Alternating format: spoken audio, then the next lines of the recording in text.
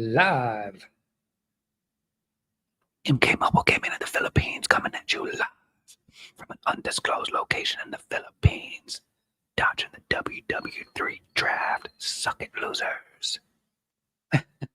What's going on, guys? MK Mobile Gaming in the Philippines coming at you live from the Philippines, from an undisclosed location in the Philippines. Dodging the WW3 draft. Suck it, losers. That might actually be my new intro. That might actually be my new intro with a little bit of do it, lady. All of it. Yeah. All the time. Or whenever you want. If you guys don't know shit yet, you're missing out. You're missing out on comedy gold. Let me check my live. Because we actually been having the rainy season has actually knocked our internet out pretty bad, and we're waiting for the people to come look at it because it keeps going in and out. Rachel is like super pissed about it because she can't work. So let me just check here. So this is just a test live to see how well our internet is running. Let me check. Test live to see how well our internet. See if there's any lag.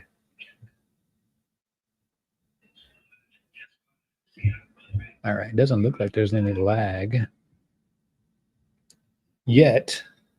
All right, we didn't do Bible study last week, so we're going to get into it today, give you guys some time in the West to wake up and join the live. So by the time you guys wake up, I should be wrapping up Bible study.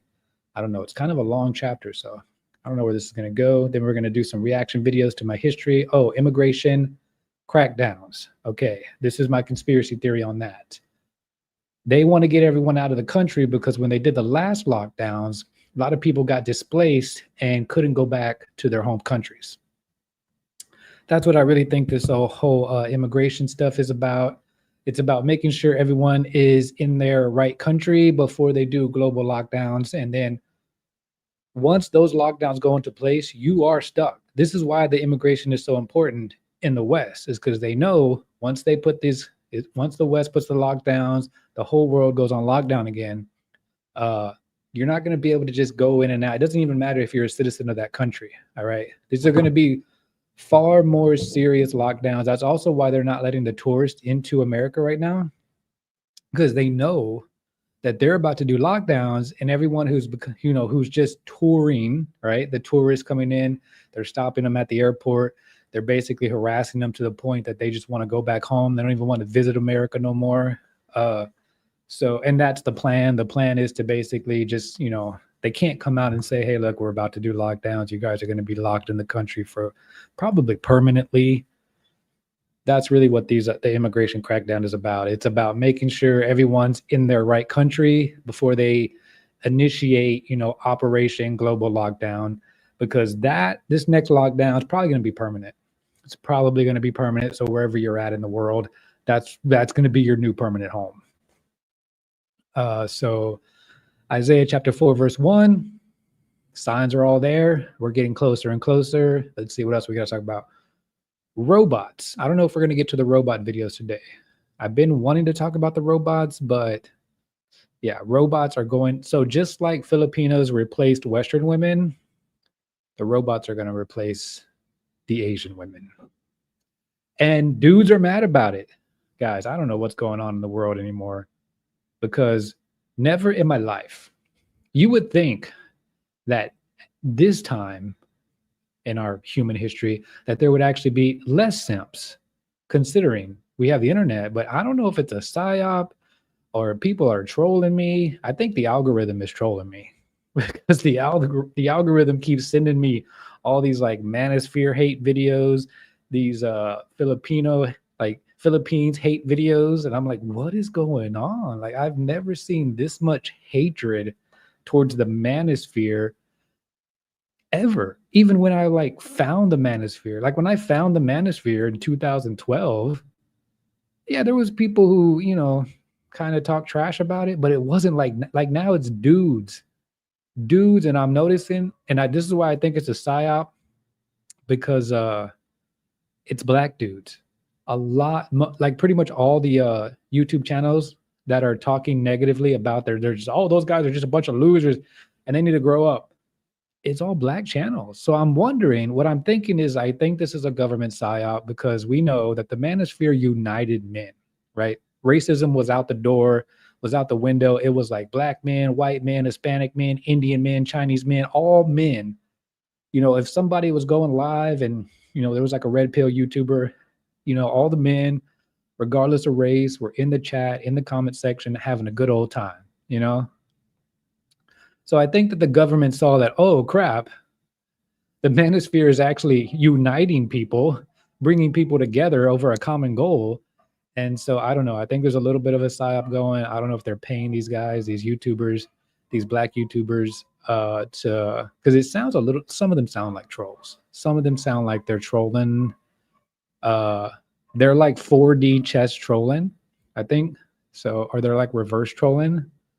I don't know what to call it, but it's like, do you really believe the stuff that's coming out of your mouth? Like sometimes I hear these simps and I'm like, are you for real? Or are you just trolling? Because it's hard to tell these days. Because you're like, are you serious? It's like, you know, these simps talking bad about the manosphere is like these feminist women who will tell other women, you know, yeah, don't get married, and, you know, don't follow, you know, follow your dreams and have a career, and, you know, F men. But those women who are telling other women, you know, to hate men, they're actually like happily married and they submit to their husbands. So that's what I'm wondering. Like, is that what's going on here? I don't know. But we are going to have to do Bible study today. So I just wanted to put my 2 cents on that, because I'm just seeing a lot of it. A lot of division like never before in the manosphere. And I would think it would have been the opposite, you know. The further into the future we get, I would think that the unity in the manosphere would be stronger. It's actually a lot, and it's men, because that's the difference now, is that when the manosphere kind of first became a thing, it was women, right? And you expected that. You expected women to come into the manosphere and be all like blah blah blah blah blah blah blah, you know, and like maybe like the Christians, even like, you know, like the Mark Driscolls and stuff. They're not really, you know, they're still trying to save humanity with their beta male Christianity, but that's a whole another sphere, right? That's not the manosphere, that's the Christian sphere. So, but now I'm noticing that it's literally not like women are not talking trash about the manosphere no more. It's only other men.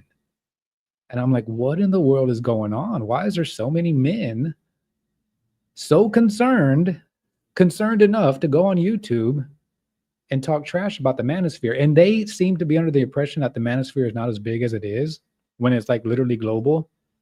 And a lot of the guys that are in the manosphere probably don't participate very much, right? Like they just secretly watching the video, because it's a lot of married dudes who are just secretly watching red pill content in their garage, sitting in their truck because they don't want to go in their house because their marriage and their wife is so horrible. It's a lot of guys like that, because a lot of dudes, they can't even be themselves in front of their wives, because they know their wives will be like, you know, get mad at, they'll have a problem, right? It'll become a problem if they just be themselves, if they just be the man, right? If they just want, like, they can't just sit in their living room and flip on Fresh and Fit, right? Most married dudes cannot sit in their own living room that they pay for and watch Fresh and Fit on their 60-inch TV if they want to, because their wives will have a fit. And that's in the secular world. It's the same thing in the Christian world. I always tell these Christian dudes, if you can't talk about polygamy in front of your wife, you're not the man of your house. That's why I talk about it on my YouTube channel. That's one of the reasons, is so Rachel can hear. Yeah, only American women don't let you be yourself. Yeah, and that's another reason why I came to the Philippines too. Is, like I said, it was for it. The initial main reason was for masculinity, right? You're never going to be allowed to be a man in America, not legally, not socially, any way. They're not. Christians won't let you be a man, right? Christians are always going to tell you, oh, well, happy wife, happy life. And you just got to submit to her and, listen to her. And, women are gods because babies fall out of their legs. They completely forget that the seed has to be planted in the woman. And the Bible literally says, I formed you in your womb, which means if God doesn't open, the Bible says I open and close your womb as well. So God makes babies, right? Women are incubators. And the lifeblood is already in the seed of the man. So other than the babies actually falling out of the woman, not much to do in the process. But the devil has twisted it and told us that women are so special because they can drop a baby out between their legs. Never mind God, forget God's involvement in the process and forget the man's involvement in the process. Nope, it's all women. Women apparently, especially according to Christianity, make babies all by themselves, magically. And that's why they worship them as gods, because anything that can create life after itself is a god. And this is the core reason why Christians actually worship women. Now, they're not going to come right out and say we worship women, but they worship women. All right. We got one viewer in here today. What's up, Andy? Go get some snacks, bro. I'm going to try to stay on kind of long today because, for one, our internet hasn't been working because the rainy season just knocked the crap out of our internet. And we're waiting for the guys to come fix it. And for two, I'm actually really busy working. So praise the Lord, because my company, oh man, God is good. My company just made some stupid rules. And, I can follow the rules because of my lifestyle here. Makes it a little bit easier for me to follow these ridiculous rules that they just made. But I don't think anyone else is going to be able to follow the rules that my company just made. And I think a lot of people are going to quit, which is going to create a lot more work for me, which is good. Yeah. And also Rachel is running the clothes business online. And that's actually doing really good. And we're so busy. We keep having to go back to Manila. We've already been in Manila twice to get more stock.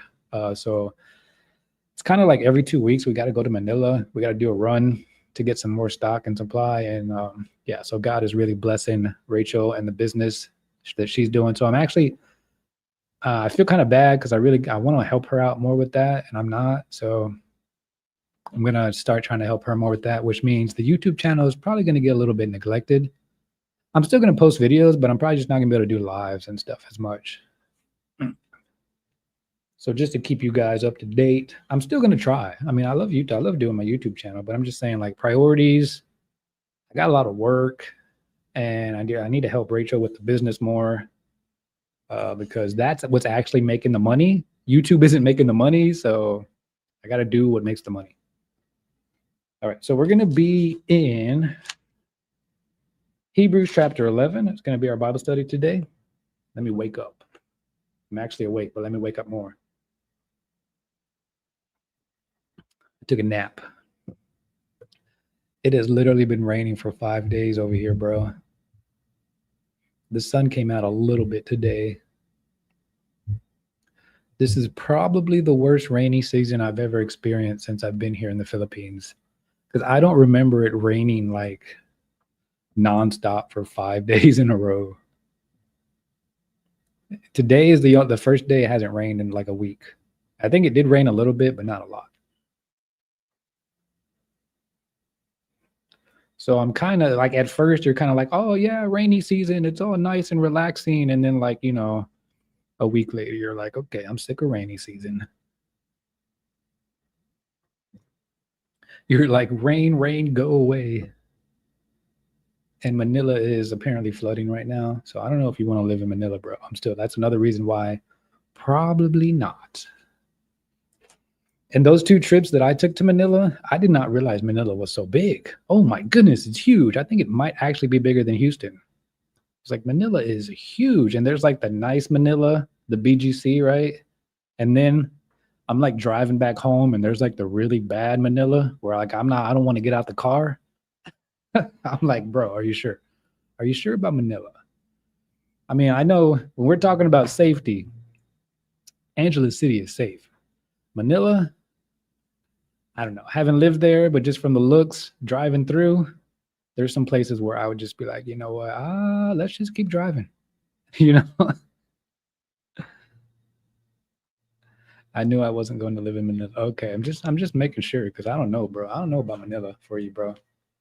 Just looking out for you. I just don't think it's like it's so big. Like, oh my goodness, it's huge. The traffic is like, oh, like I could like going there to visit, like when we just go do our runs to get the clothes and stuff that we need for the business is not that bad. You know, because to me it's just like a little day trip. It's like, it's like fun. You're afraid of the short kings. Yeah, there is some hoods in Manila. I mean like some scary looking hoods. Like I'm sure I could like, you know, I could manage, but I just don't want to. It looks rough. There's some parts of Manila that look rough, real rough. Like over here in Angeles City, we have like, you know, there's some rough areas, some slums, but you could just feel that the vibe is different. You know, like you're not gonna get like, you know, you could just feel it. Maybe it's my intuition, the Holy Spirit. I don't know what it is, but my gut instinct just tells me, you know, I can freely walk around Angeles City, even if it's a bad neighborhood, nothing's gonna happen. And in Manila, the vibe is different. A bad neighborhood in Manila, you feel a little bit uncomfortable. You feel a little bit like you gotta, you know, keep your head on a swivel.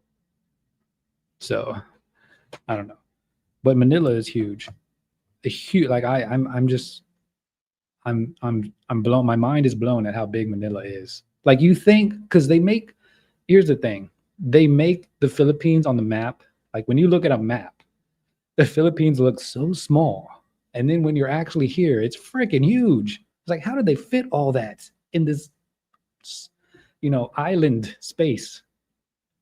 So yeah, Manila is a full-blown westernized city. Yeah, BGC is nice, right? I mean, got all the high-rise condos over there. It's very westernized over there. But it's so packed that we couldn't even park our car. We actually had to pay for valet parking, which by the way was like super cheap.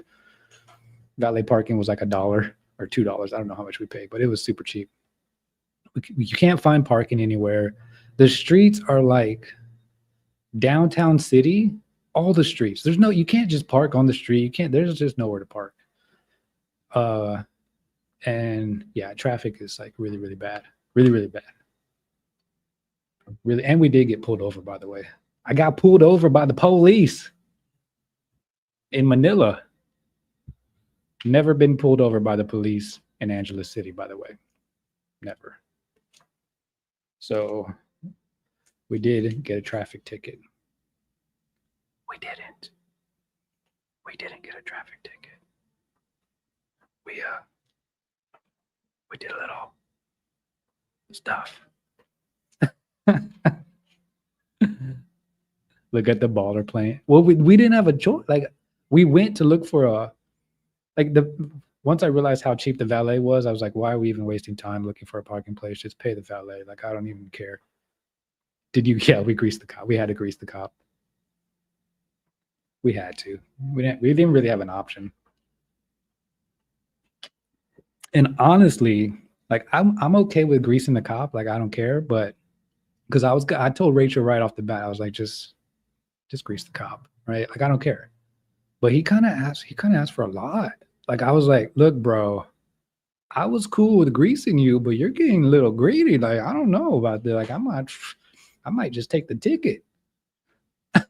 Like you're pricing yourself out of the greasing here, bro. I mean, because you're making the price so high. Like it's like I don't just take the ticket. I'm gonna be back here in 2 weeks anyways. I'm actually trying to help you out. All right. So yeah, we greased the cop, but it was more expensive than I thought it should have been. So we could call it a scam. We could call it like my official like scam. I officially have been scammed in Manila, not in Angeles City. So that's what I'm just saying. I'm saying Manila, it's a whole different world over there in Manila. You got crooked cops, you got stuff, you know, all kinds of stuff. And it was in the bad neighborhood. And I don't even think that the cops saw me in the car. Like, I don't think it was a skin thing. It wasn't like a foreigner thing. I think, you know, sometimes these cops are like screwing over their own people. Should have told. We should. Well, we couldn't even have drove off. The traffic was so bad. I should have been like, "Do you know who I am? Do you know who I am? I'm an illegitimate bastard child of the United States President of America. And I will come down on you with the full force of the United States government. Wait till my daddy Trump finds out about this. How dare you? How dare you? The embarrassment alone. You should be paying me not to tell on you for this illegal traffic stop. I don't even know what we did wrong. Honestly, he said that we changed lanes. This is this is the Philippines. Say you're Pac-Man's cousin. Yeah. I'm a friend of Pac-Man. I work with his people. He just had a huge fight. Did he do that fight already? Are we still waiting on that? I thought it was on the 22nd, that fight. He made like $18 million off that fight.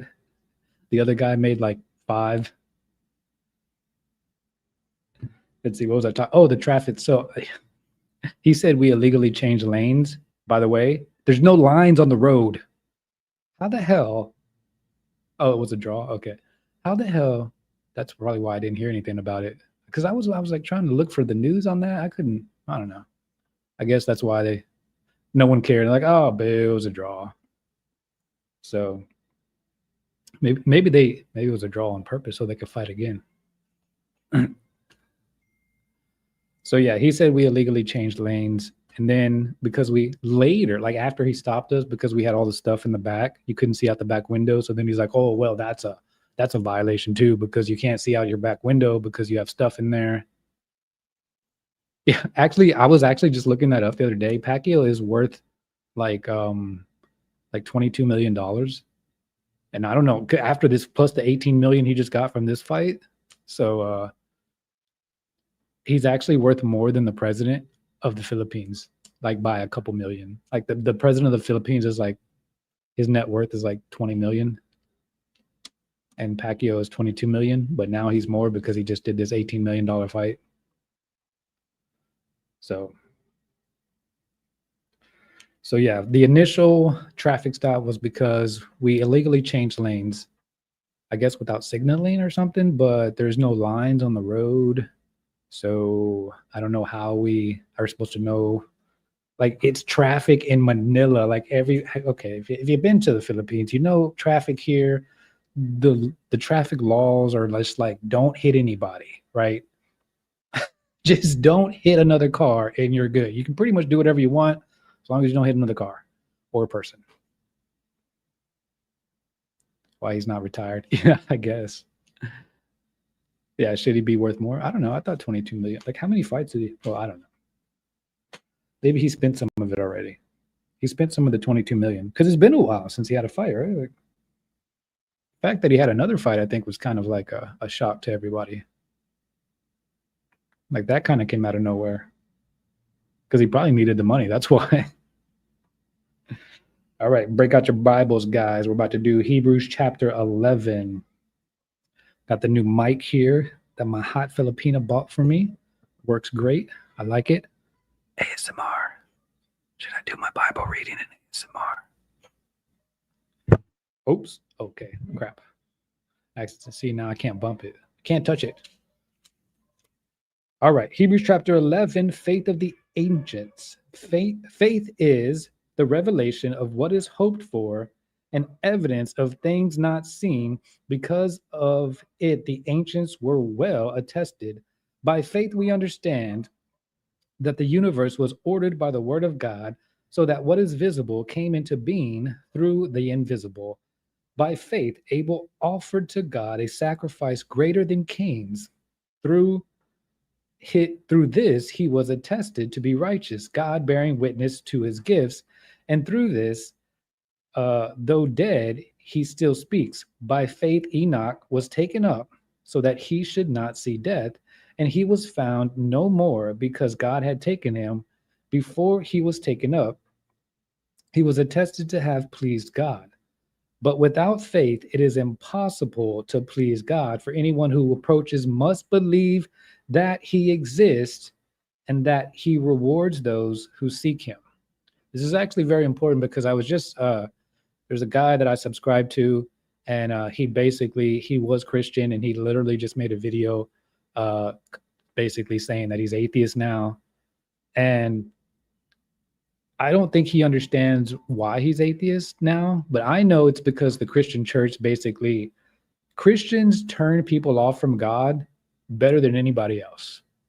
Like, people go to church and they see the way Christians kind of, like, the way they conduct themselves, the way I'm always talking here on my channel, is that, it's kind of like they have their own rule book. It's this whole do as I say, not as we do. It's all this woman worship. It's all this happy wife, happy life. And anybody with a rational brain, especially these intelligent people, because it's usually like these intelligent scholars who basically educate themselves out of the belief of God, right? They think that they're just so smart that they don't need God anymore.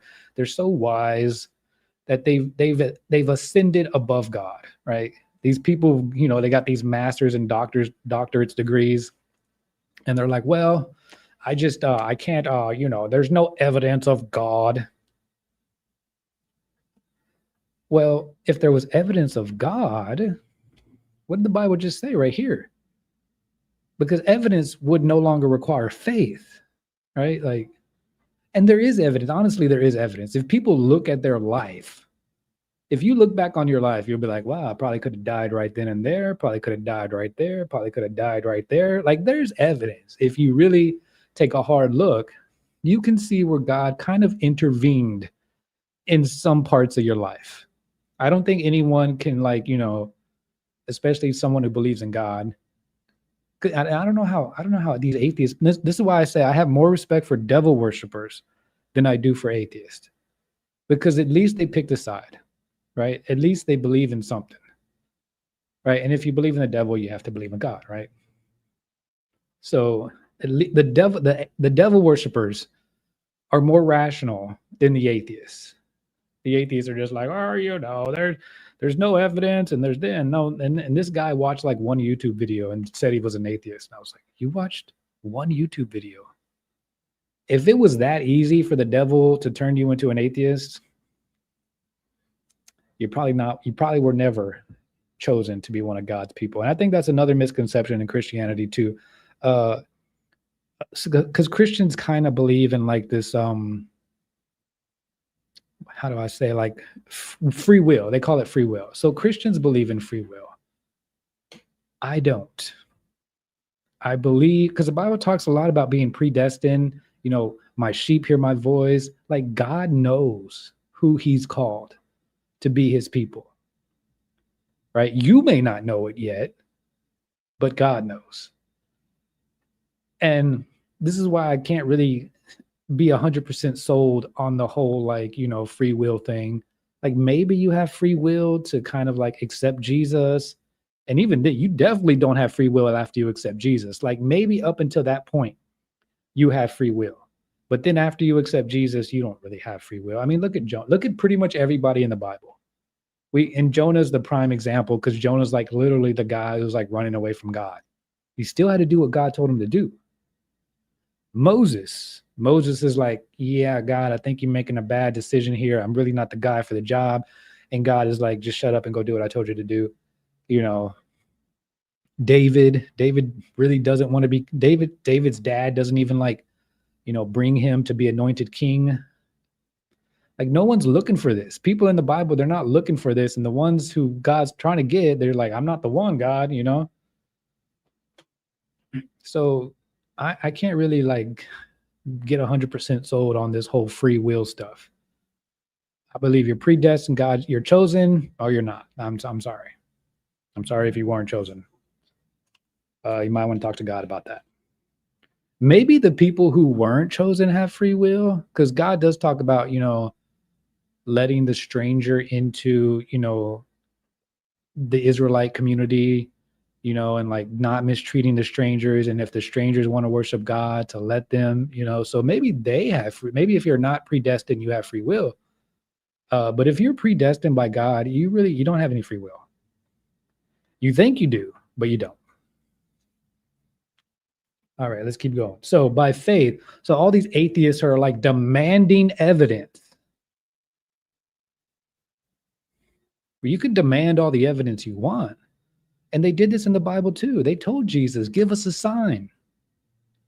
And Jesus is like, I'm not, what kind of, and then even if you do get the evidence, like their mind is already made up. The only reason they want the evidence is because that's their only argument. Their mind is set on not believing in God. It actually takes more faith to not believe in God than it does to just believe in God.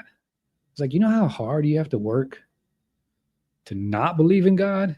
You got to argue with people like me. Show me the evidence, and I'm just like, I don't care. Go to hell.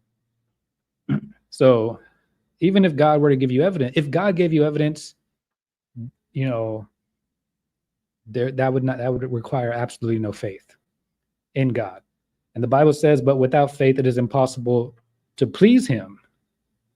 For whoever approaches God must believe in him and must believe he exists and that he rewards those who seek him. So there's a second part to this scripture here. Must believe he exists, and you also must believe that God rewards those who seek him. I'm living the reward right now. I sought after God for a lot of years, went to a lot of different churches. I tried to blend in with the bullshit in Western Christianity, and God was like, this isn't it, right? Come out from among her, my people, get the hell out of there, right?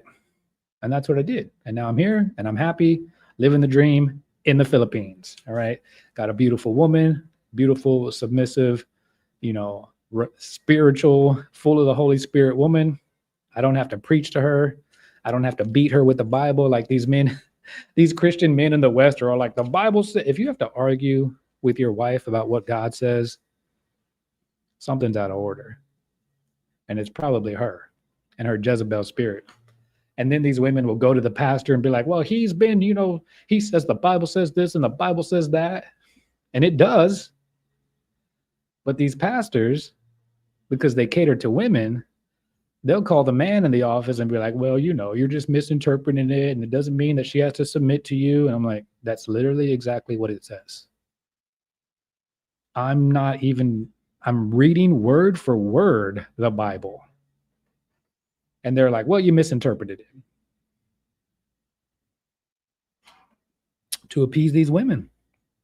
And that's why there's so many transgenders in the church now. I keep saying it. God gave me the new revelation. Because Christians worship women, men want to be women. Because men want to be worshiped too. Because men are supposed to be worshiped by their wives. But since that doesn't get preached, you got transgenderism blowing up in the church. The trannies are going to church more than the homosexuals now. It's a whole new movement. And the church is welcoming them. The Western Christian church is welcoming them with arms wide open. They love the trannies more than the gays now. Now the gays are mad. Gays are showing up to church and they're not getting any attention no more. Trannies walk right in. They're getting all the attention. Now the gays are mad. The gays are changing churches. The regular gays, the ones that aren't dressing like women. Just the regular two dudes coming to church used to get all the attention and love from the pastor. Now, nope. But in the secular world, well, because the secular world also worships women as well. I mean, it's the same female deity kind of Jezebel. What is her name? There's like this Greek female god. Sarah? I don't know. I did some research on it. So they do. There's a name of the female god that they worship. Most Christians don't know they worship this god, but they actually do. When you really want to get down into the details of, I just say in general they worship women, but you can kind of narrow it down to a specific female god that they worship. Oh, and it's also, let's see, I know her name. Hold on. So the female god that Christians worship is literally the god of monogamy. So there's this Greek goddess who basically was jealous, right? She was a jealous goddess. She didn't want her man being with other women. And so she basically became known as the god of marriage or the god of monogamy. And I think her name is like, let me see, I'll just look it up real quick.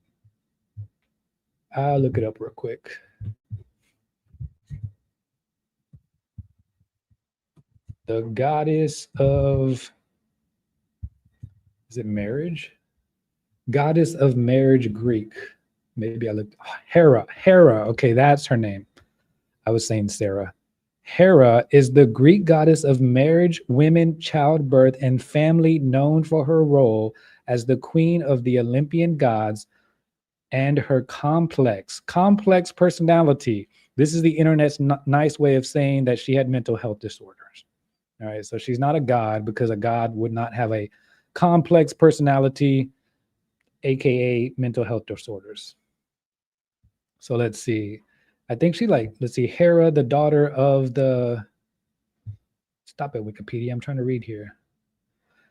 Hera, the daughter of the Titans Kronos and Rhea, is the goddess of marriage and the protector of women. She is often depicted as a majestic figure, crowned and regal, embodying the ideals of marital fidelity and family unit. As the wife of Zeus, she is also known as the queen of the gods and rules over Mount Olympus.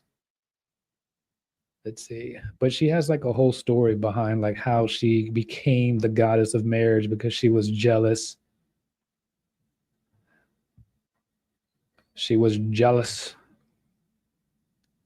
In Greek mythology, she is the queen of the 12 Olympians, wife Zeus and daughter. Okay, here it goes. One of her defining characteristic in myth is her jealousy and vengeful nature in dealing with any who offended her, especially Zeus' numerous adulterous lovers and illegitimate offspring. Let's see, what else? Sometimes veiled as a married woman, she is the patron goddess of lawful marriage, by the way. Lawful marriage. So what they mean by lawful marriage is they mean government, paperwork. This has nothing to do with God, because we're also talking about another God.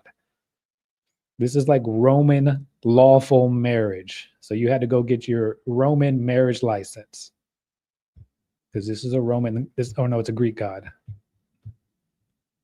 So let's see. She is lawful marriage. She presides over weddings, blessings, and legalizes. Who legalizes marriage, by the way? Legalizes marital unions and protects women from harm during childbirth. Now, why would women need to be protected from harm during childbirth? What's going on? What would happen if she didn't protect the women from harm? Like, who's harming these women? Let's see. Her sacred animals include the cow, the cuckoo, and the peacock. So she is clearly cuckoo. And this is why Western women are fat, because their god, sacred animal, is a cow. She is sometimes shown holding a pomegranate as an emblem of immortality. Her Roman counterpart is Juno. Okay, so there you go, guys. Her name is Hera. This is the official god, female god that Christians in the world worships, whether they know it or not. This is it. Now you guys know. Brought you guys up to speed. Let's keep doing our Bible study. Got way off course there. Let's see. By faith, Abraham obeyed when he was called to go to the place that was to receive an inheritance. He went out not knowing where he was to go. By faith, he soldiered. This is actually this chapter in the Bible, Hebrews chapter 11, is basically a summary of the Old Testament. So if you're like too lazy to actually read the Old Testament, you could just read Hebrews chapter 11, and this will kind of bring you up to speed really quick. By faith, he soldiered in the promised land as in a foreign country, dwelling in tents with Isaac and Jacob, heirs of the same promise. For he was looking forward to the city with foundations, whose architect and maker is God. By faith, he received power to generate even though he was past the normal age. So this is talking about because he was like 100 years old, he was no longer able to conceive. But like I said, when I first started talking, God creates babies, all right? Not women. God opens and closes the womb. God also makes the man's seed healthy enough to, it's all God. It's not like, we're just kind of like players in the game, but God is moving the chess pieces. We're just the pawns on the board. So for these Christians to be like, oh, these women, oh, they're child, they don't even go through pain in childbirth no more because they got the medicine. They got the epidurals or whatever. Let's see. And some of these women have so many damn kids that the kids just start falling out without any, medicine, whatever. Oh, there's another one. Let's see. By faith, he received power to generate, even though he was past the normal age, and Sarah herself was sterile. Sarah was sterile. This further proves that God can make a baby. God is the one, like literally Abraham, Sarah, both old. They're both like 100 years old, completely incapable of making children anymore. And boom, they have a baby. Why? Because God said, I'm going to make a baby. I don't care about your the earthly realm, the physics, I'm the God who created all that. So God can manipulate things. These Christian pastors over here are trying to manipulate God's word. This is why they can't get a blessing, because they're too busy trying to, and that manipulation is witchcraft. They're too busy trying to manipulate the word of God instead of letting God manipulate the world around them so they can get blessed. But because they're trying to force it through their own manipulation, which is witchcraft, they can't get blessed. And the Christians can't, the people in their church can't get blessed. That's exactly one of the things that guy I was listening to that said that he just turned to an atheist. That's exactly one of the things he said. He said, how come I go to church and everybody's sick and everybody's broke and everyone has problems?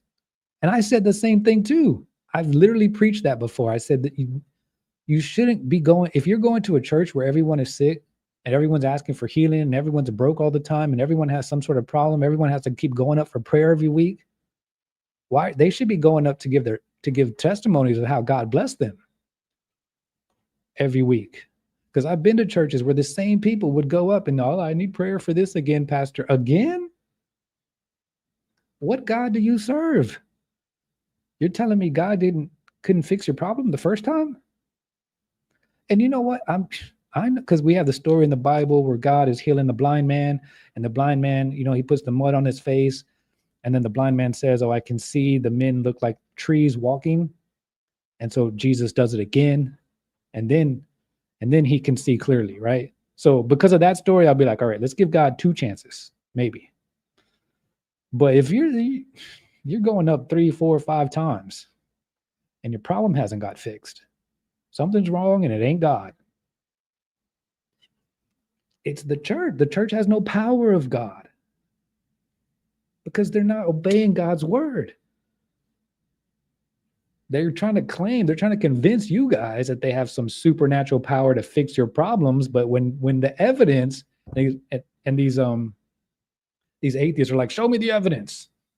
There's your evidence right there. This church you just go into a church with no power.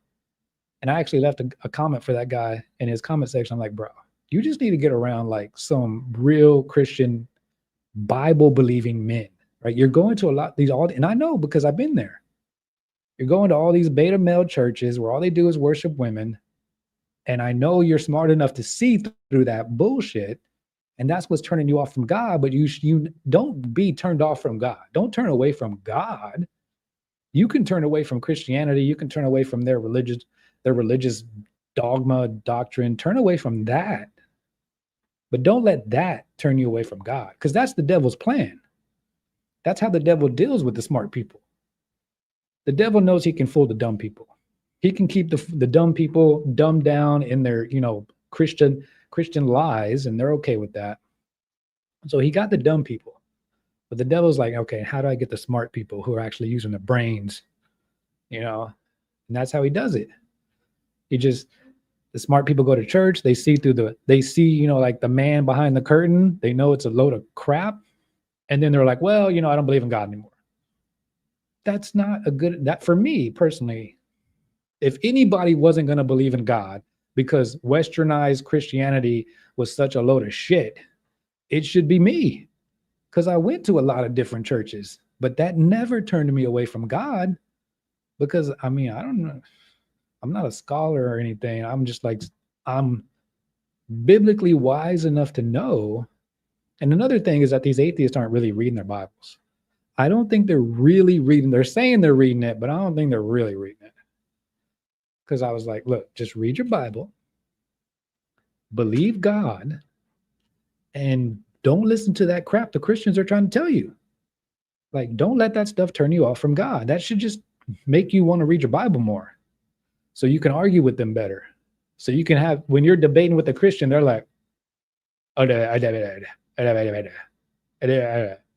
you don't interpret the Bible right. You don't read the Bible. These Christians want to argue with you, and they don't even read the Bible. I was an atheist after high school. That's okay. You were young. We forgive you. Jesus forgives you because you were young and didn't know better. When you're young, you still, you still need to develop your faith. I did not. So I got saved when I was like 21. I don't think I really started reading the Bible, I don't know, maybe 30. And then even then, it was like, I don't think I really understood what I was reading, until like 40. I think God really starts to make you I think it takes till you're like 40. You got to turn 40 before you can really understand the word of God. And that's why a lot of people don't read it, because there's like a spiritual blindness. And I think that God has to like make you remove the spiritual blindness. Because I remember reading the Bible when I was 20 and I was not understanding anything I was reading. I did not behave like Christian. Yeah. Yeah. Christians will say I don't behave like a Christian. So, because, I cuss and I make inappropriate jokes and things like that. But I'm not going to stop being who I am just because I believe in Jesus. Like, I'm not going to put a mask on, because that's what I think people don't like that either, is that like I could sit here and like, not cuss and not tell inappropriate jokes and things like that, and basically not be myself. Right. And that's just going to be me wearing a Christian mask, which eventually will fall off anyways. Like eventually people are going to see through. Eventually I'm accidentally going to, say a cuss word, or I'm going to say an inappropriate, I don't know, dirty joke or something. Yeah. Yeah, I remember the story. I know the story very well. Why? Okay, I'll keep reading the Bible. This is actually a long chapter, because this is like a whole summary of the Old Testament. Let's see, where was I? For he thought that the one who had made the promise was trustworthy.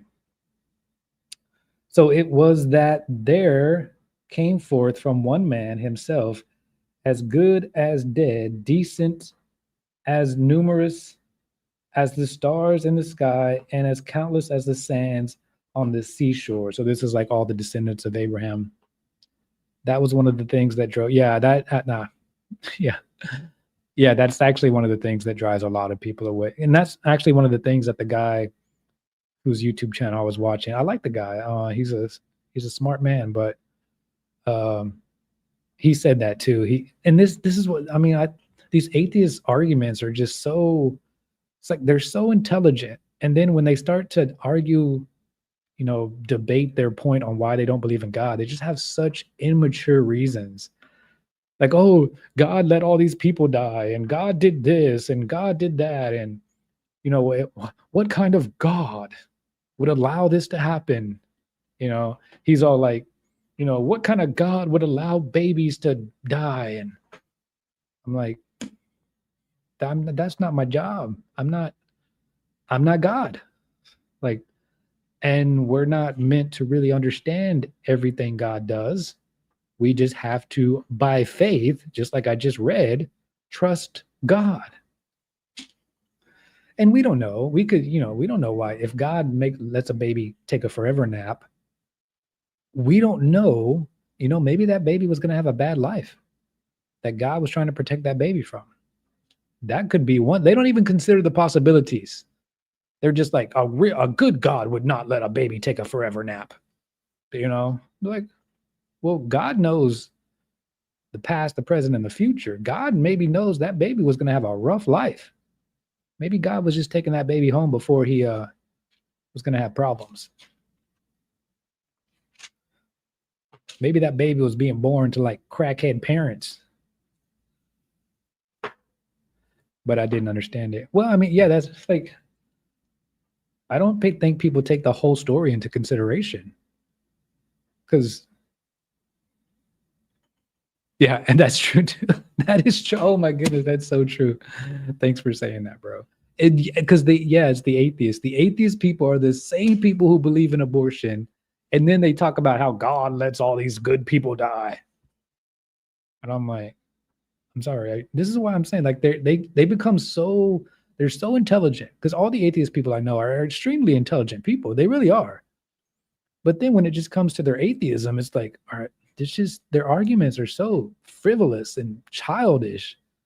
And they're like, oh yeah, God did this and God did that. And I'm like, what about the good stuff God does? They're all focused on all the bad stuff. And that's the thing, you don't know the good stuff God does. You know what I mean? Like, you could have woke up late for work, right?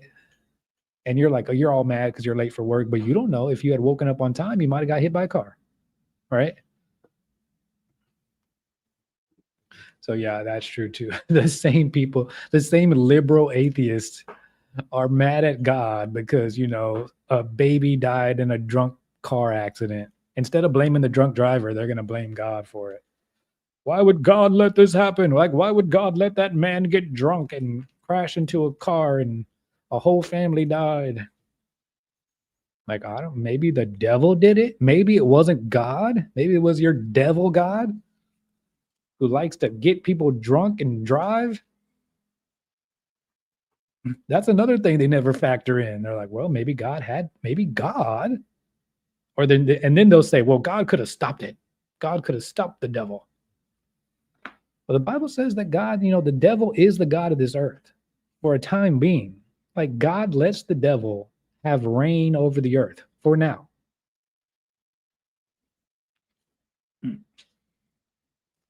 And then, the devil, the whole point of the devil is, yeah, I just said that. It takes a lot more faith not to believe in God. These these atheists are always, no, I want to, like, they want like lightning bolts to shoot out of heaven. Even if God gives them a sign, it's not the sign they want.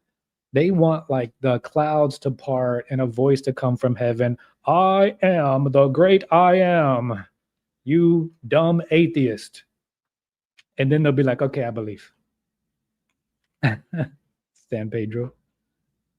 So like, even like, I'm like, look back on your life. If you really look back on your life, you've had like some experiences where you're like, yeah, I probably could have almost died right then and there, right?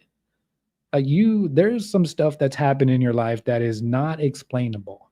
Or you could just look up videos on YouTube and TikTok and see all these doctors will look at patients, getting healed of all kinds of diseases or all kinds of miraculous things happening. And doctors will say, we have no explanation. Like, we don't know. And because they're doctors, they're not allowed to say, maybe it was God. Could have been God. They're like, no, we just don't know. The leg just grew back and we just don't know how it grew back. We're not going to give the credit to God, but we are going to say it was kind of a miracle. Yeah, exactly. That's true too.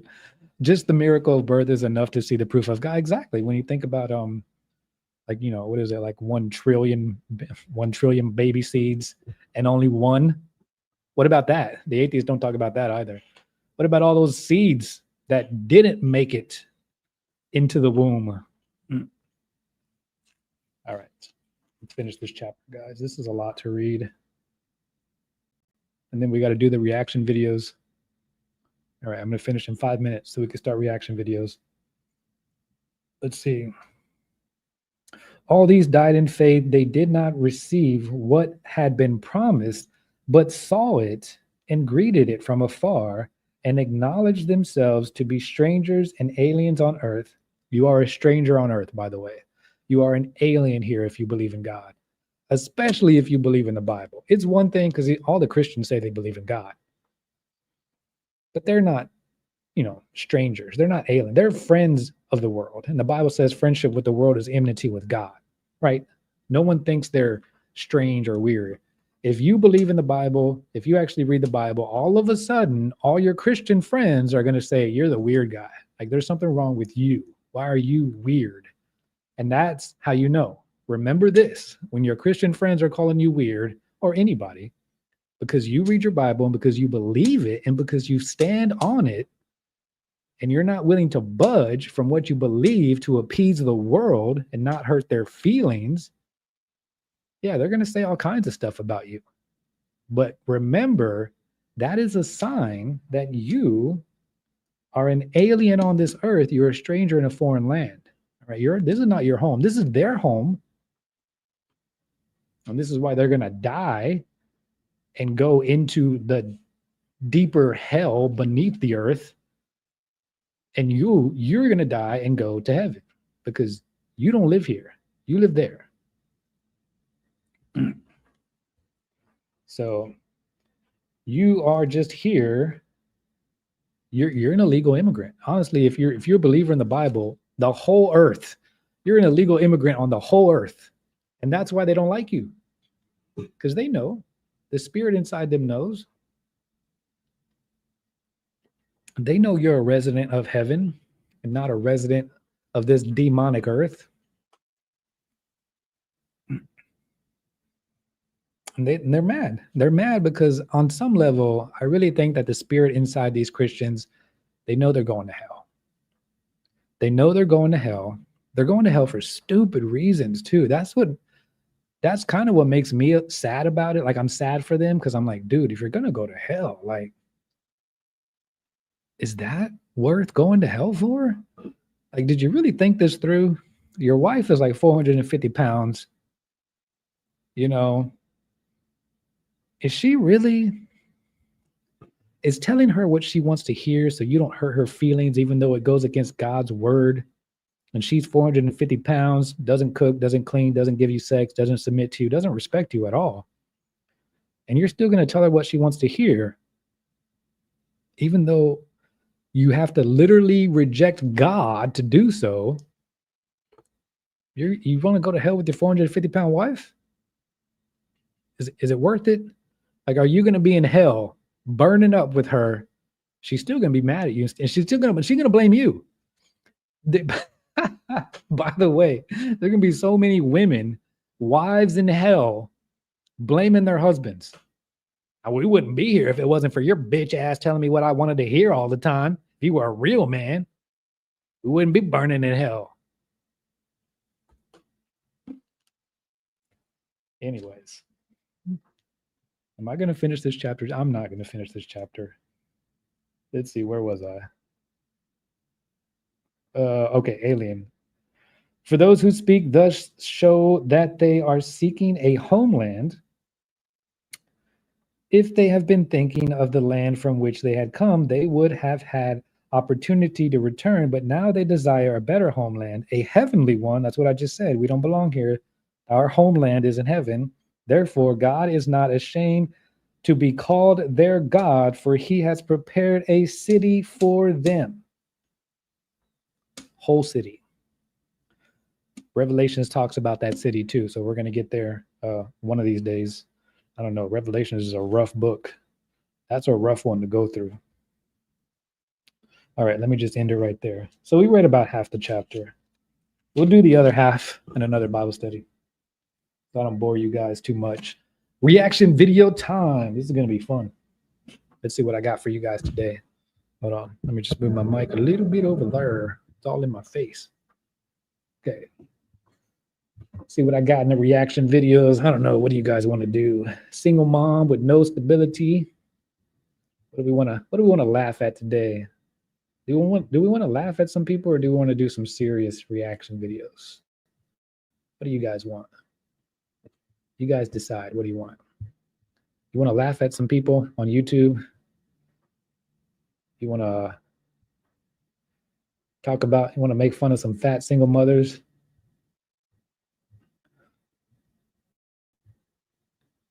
Or you want to have some more serious reaction videos? You guys let me know. Okay, no one's letting me know anything. All right, we're just going to go to the first one. Here, let me share this. Hold on. Take that off. We don't need that anymore. Share the screen.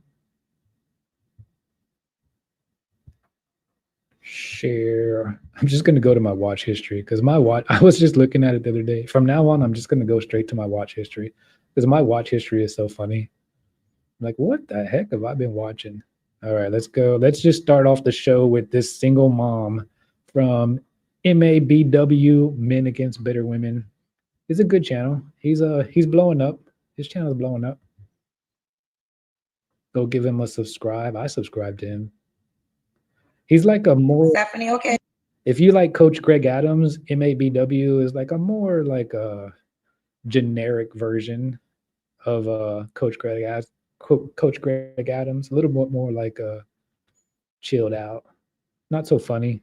Because Coach Greg Adams is, he's been doing it for years. He has a whole online persona built up. Okay, get situated. But where you calling me from, Stephanie? Chicago. Chicago. How old are you? I just made 31. 31, and what you do for a living?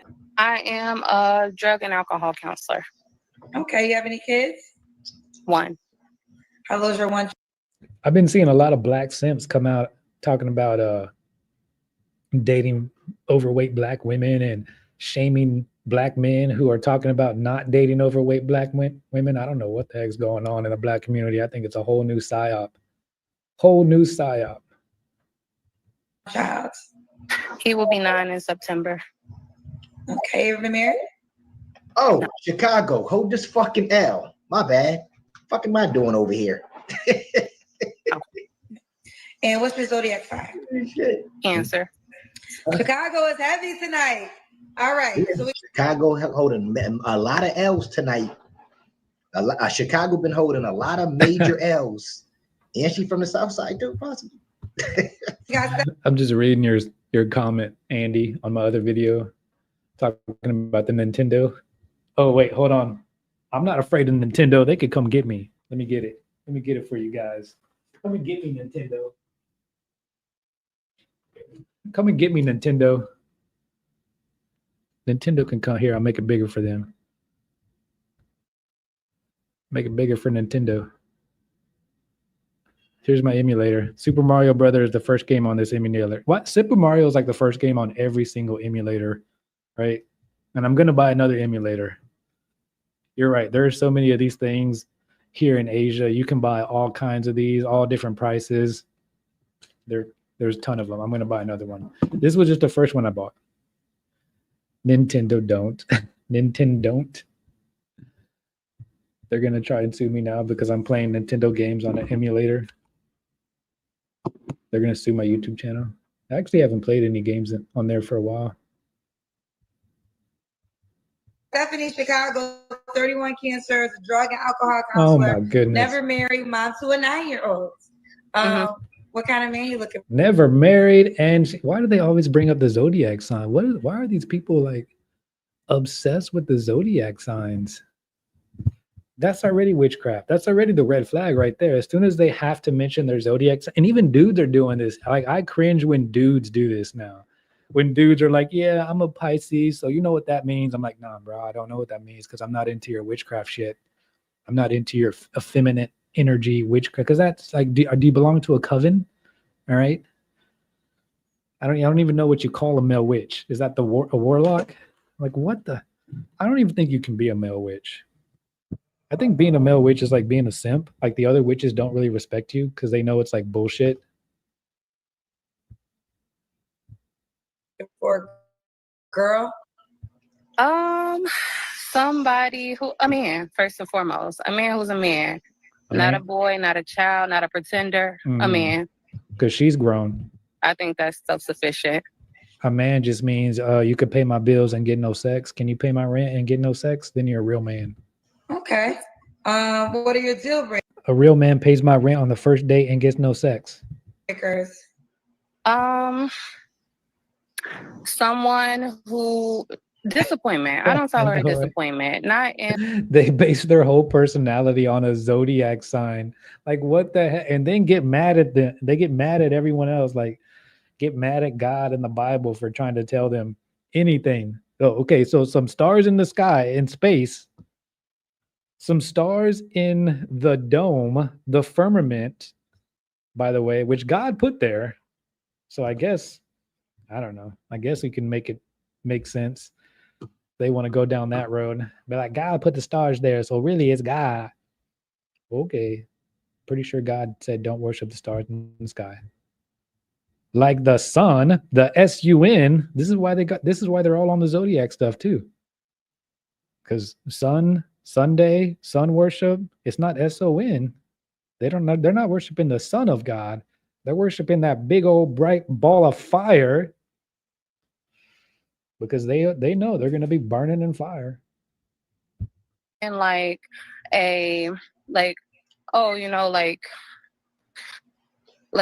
misunderstandings. What? I didn't block Brett. Why is Brett asshole blocked here? He's not blocked. No one's blocked on my channel. Is he? I don't know. I mean, I don't even know how to unblock.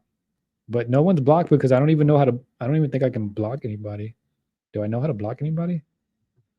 Astrology is for narcissists. But what's up, Billy Jack?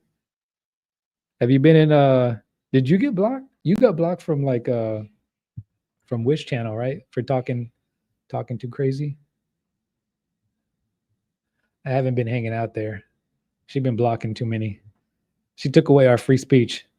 She's been taking away our free speech. I'm like, nah, I can't hang out here. I need to be able to have free speech. I don't care if you get your feelings hurt. But thanks for coming to my channel, bro. Or inconveniences, but I don't tolerate being consistently disappointed. If your actions don't match your words, then well, unblock Brett because I like to troll Brett. Brett is I actually don't not like Brett. I actually like Brett. I don't care really. I just troll him for fun because it's so fucking hilarious. That guy gets so upset so quick. I'm not even really a troll. It's just, man, Brett really, he popped my troll cherry. Brett popped my troll cherry. Like, I wasn't a troll before Brett. I just didn't know how much fun it was until that guy, Brett Ash, I was blocked. I came in under that channel name and I don't see my comment. Well, I don't know, man. Oh, Brett ass blow. Okay, I thought you were talking about Brett from Wish's channel. Well, I don't know why you're blocked, man. I didn't do it. Maybe one of my mods did it, but I don't know. Then no, that's not okay. I won't just be hanging around waiting to see when it'll click. Okay. Should he look a certain way? Yeah, Brett makes trolling so much fun, and it's even funnier when Wish, like on Wish's channel, because then you can see Wish's expression, like she's getting all upset. She's all like, "Okay, calm down, guys," and then Brett's like, "I'm gonna leave the channel if you keep letting these guys be on here," and then Brett just clicks off. It's hilarious.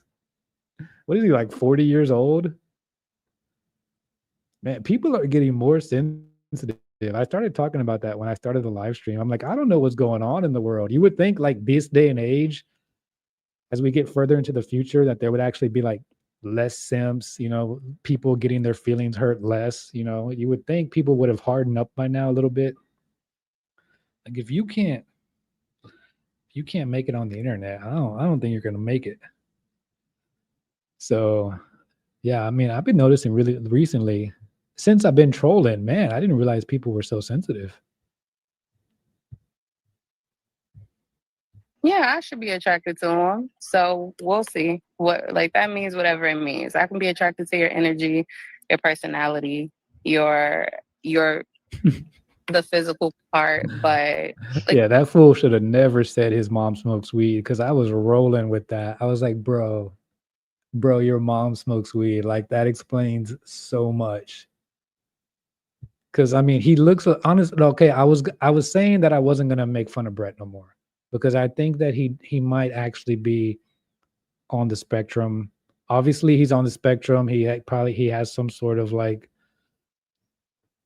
mental downy syndrome or something. I don't know. There's clearly something wrong with him. Like he's not all there. So we probably it's basically like making fun of a handicapped person. So I'm not gonna do it anymore. But I might, because it's funny. like you know, it's a culmination of things. Okay. Should he make a certain amount of money? He should be able to take care of himself and be able to date. I think a lot of men cannot afford to date, and I'm not a lot of excuse me. They can't afford to date you because you look like you eat a lot. A whole big old plate of fried shrimp. A lot of men can't afford to date. It depends on what you consider a date. Exactly. Because you got your own. Paying your rent is not part of the date. He can't afford to pay my rent on the first date, so he can't afford to date. My rent is, well, what, she's on Section 8. What the hell is he paying? Definition on what it means to actually be considered a real date. A lot of men can't afford to date. Like, I would love to know, inquiring minds, as a matter of fact, we would love to know what you consider a date. A walk in the park is a date. Going out for ice cream and talking is a date. A coffee date is a date. An ice cream date is a date. Somebody talk. What's a date? That guy, there's an expat who did a video.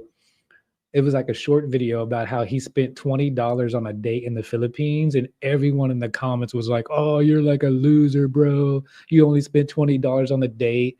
And he's like with a baddie. I mean, and he has got like a high-rise apartment and everything. Like he has money. He just did the video just to like, you know, it was like a clickbait. $20. Can you spend $20 on a date in the Philippines? And like his girlfriend, he's been in a long-term relationship with her. They live together. They work together. She's a baddie. Everybody, all the Westerners in the comments are just all jealous and mad. The women are all mad that dudes are coming to the Philippines and getting baddies for $20 for a $20 date. Me out there. Because sometimes I told the bros out there. That's the thing. Like this lady, let me make it, hold on. Let me make it full. Got to get used to my new mic. I'm trying not to hit it and bump it because it's so sensitive. There. This fat piece of crap. Look, we can't even see the rest of the body. So I don't know how fat she is, but we can see a little neck fat here. The shoulders are looking kind of thick. Those aren't traps. That's just fat on top of her shoulders. Even Kendra is not. Because look, think about all the work that Kendra has to go to look this. This is as decent as she can get. And this is probably hours and hours, layers and layers of makeup. Dates what some of these women out there consider a date, a 5-star restaurant. Fly me to an island. That's a real date. Fly me That to what an island. makes a real Yeah. man. Fly me out. If you spend $700 on me in one night at dinner, you a real man. That means you're a real man. Okay, whatever. Of course, everybody wants to be like, what's the word? Like, we all want extravagant things. I want to see a full shot. Doesn't Kendra G usually make them do like a full body so we can see? Oh, there it is. There it is. Yeah, she does. All right, let's just skip to the full body. Because over here, y'all, you got to get clarity. Let's do the Kendra cam. That's when you Kendra stand up and see your cam. full body. Let's see this heifer. I did not think you were gonna pick me. Oh my god! Oh god, they're sagging. They're sagging. Oh, hold on. Oh my goodness, that was bigger than I thought it was gonna be. Let me pull it back. Look at them things. Can you imagine trying to juggle them things? Okay, all right. Okay, I could tell you. I don't know. Maybe it's just me. I'm really not into big boobs. 5 kilos of makeup. I'm not into big boobs because it's just it's just everywhere. You know, when it's kind of not romantic. I don't know. Maybe that sounds gay, romantic. When like boobs are just flopping around everywhere. Like get them things under control. You got your thickums, the thighs. Oh, thighs, yeah. What was your last? And honestly, okay, in her defense, this is probably one of the more attractive women that Kendra G has had on her channel. So there's that. This since I've been watching what's his name? MABW. He does a lot of videos on Kendra G because I don't even watch Kendra G. This is the only way I know about her is because of his videos. And because this is like some stuff that I just could not. Some stuff is just too stupid. Like you just can't. So from what I've seen, this girl she has right now is one of the most attractive women that she's had. So, you know, compare that to the other people. That's how unattractive they are. Still, and saying the same things. Like he's gotta, you know, be able to do all this. You are lucky if he shows any interest in you at all. This day and age. Miss is a rogue. Oh, Miss Wish blocked you. Okay, that makes sense. Wish, unblock Billy Jack. You blocked his alias account. His alias account was Brett is an asshole. Brett is an ass blow. Brett ass blow. Okay. Unblock Billy Jack because we don't block people here on this channel unless they're like really, really stupid. But Billy Jack we know him. We know he's a troll. All right. But he's a fellow troll. Billy Jack is a scammer. How is he? He's like 90,000 years old. How is he scamming? What is he doing?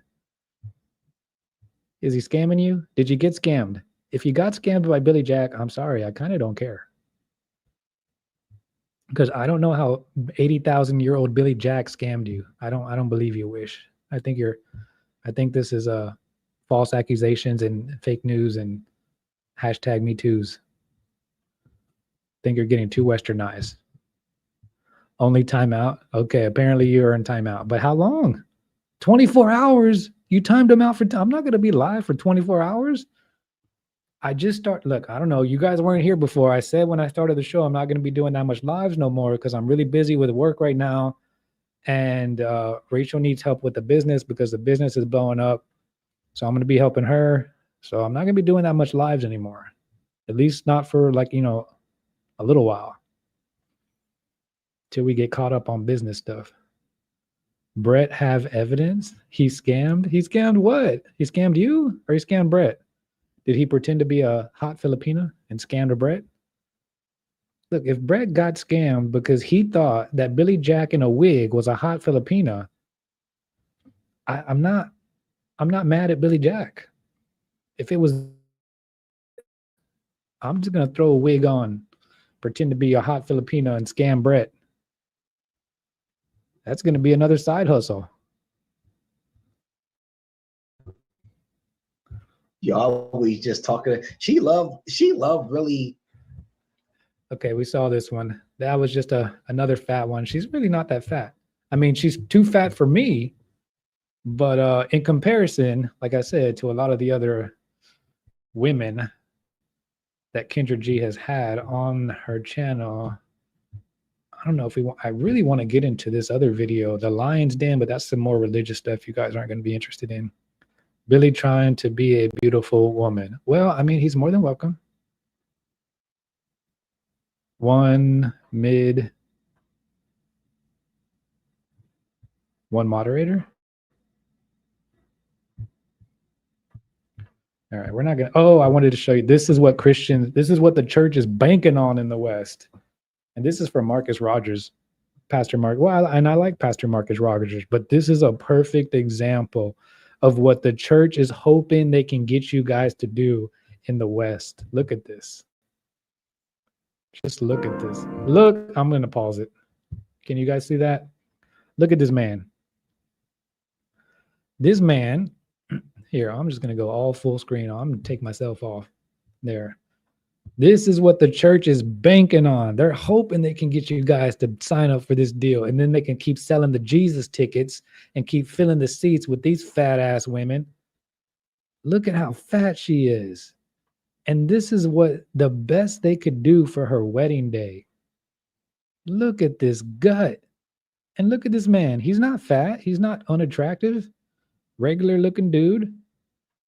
And he's marrying. This is how it's starting out.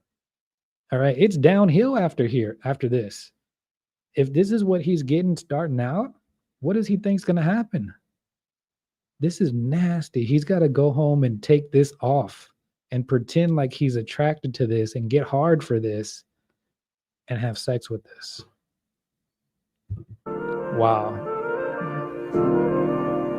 And this is what the church is banking on. This is what the church is trying to sell you guys. It's trying to tell guys like this.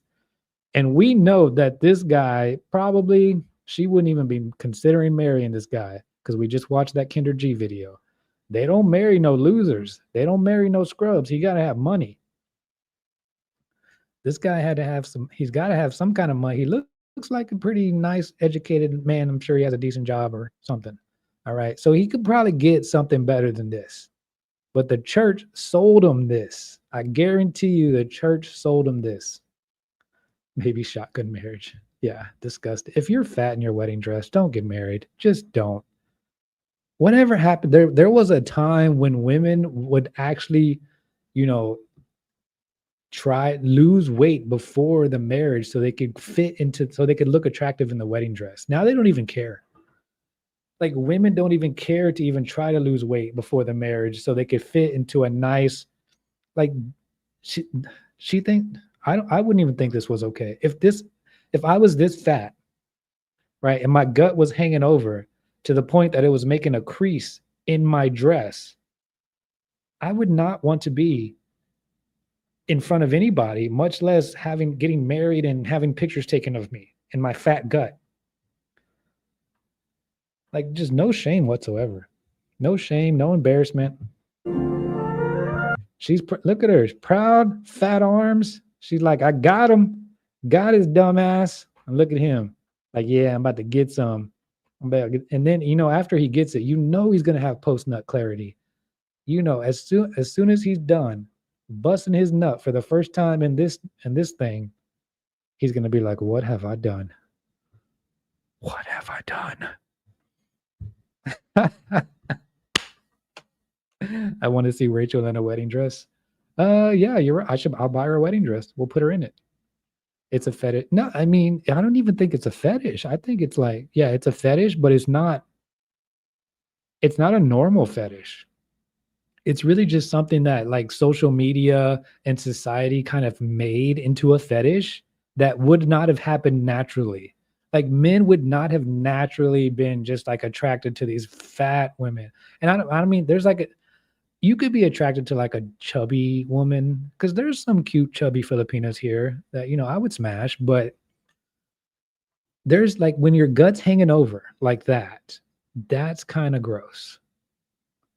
When your arms are that fat that they're just jiggling, I mean, it's just, there's a point. You kink shaming. Nah, I'm not kink shaming. She was not a fat ass until she became a bread lover. What?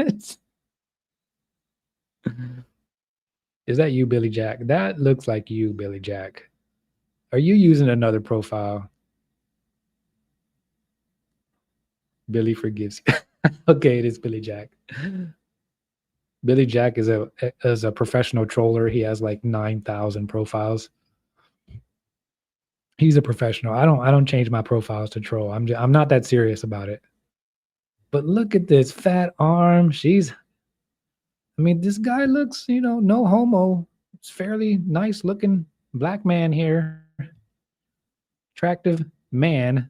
But this gut, oh my goodness, I cannot. With the belly button, when they're so fat, the belly button goes sideways. You know what I'm talking about. When that belly button line goes sideways, when that belly button's winking at you, when that belly button's looking like a cyclops, she keeps blocking me. Did you do it again, Wish? Leave Billy alone. He's not even bothering nobody. We're not like, this channel is not like your channel where everybody gets their feelings butt hurt. No one cares what people say, and I'm saying the craziest stuff on my channel. I don't think anybody could out crazy me on my own channel. Well, I mean, Billy Jack might be able to, but even if they did, like, it wouldn't be a big deal. Like, I don't care. Oh, Rachel's here. You guys want to see Rachel?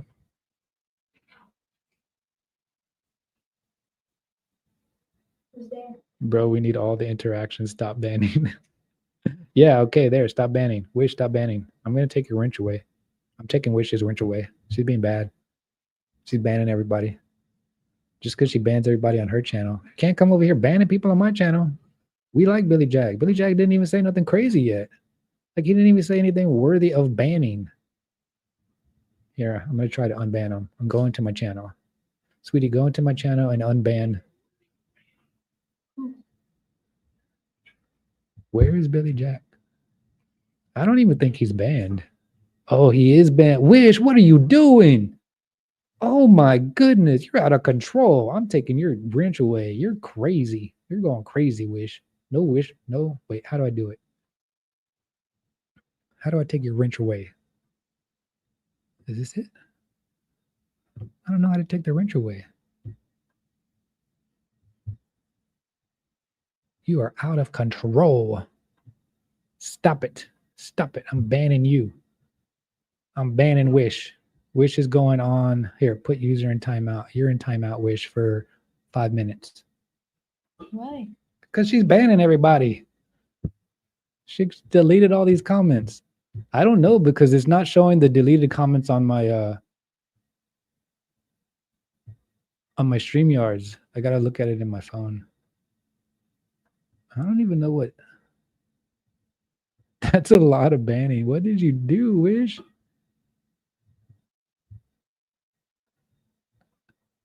Out of control. Okay, Wish is in timeout for 10 minutes. All right. Fat woman getting married. Back to the show.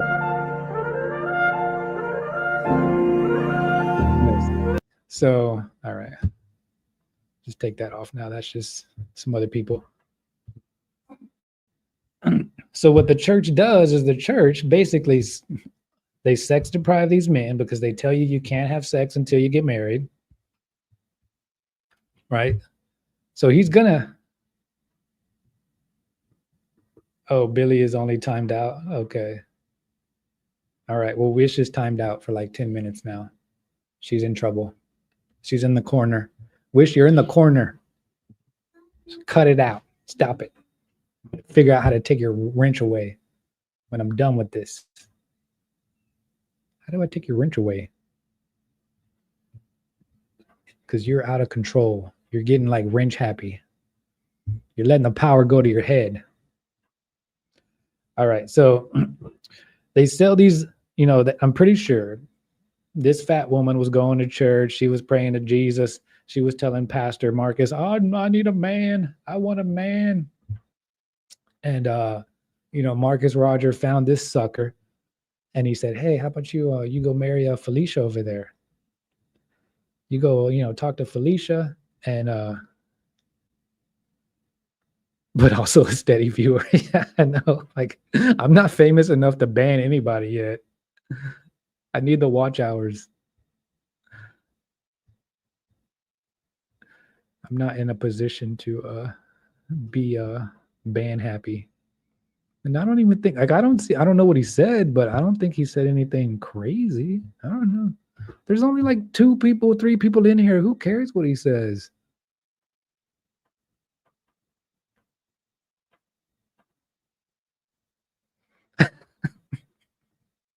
But the Brett loving parts, you just suck.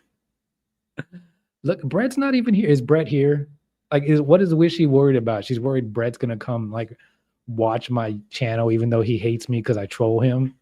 He is subscribed to me though. Brett is subscribed to me. I think he forgot he subscribed to me. The Brett loving parts suck. I mean, I don't know. I wouldn't go that far.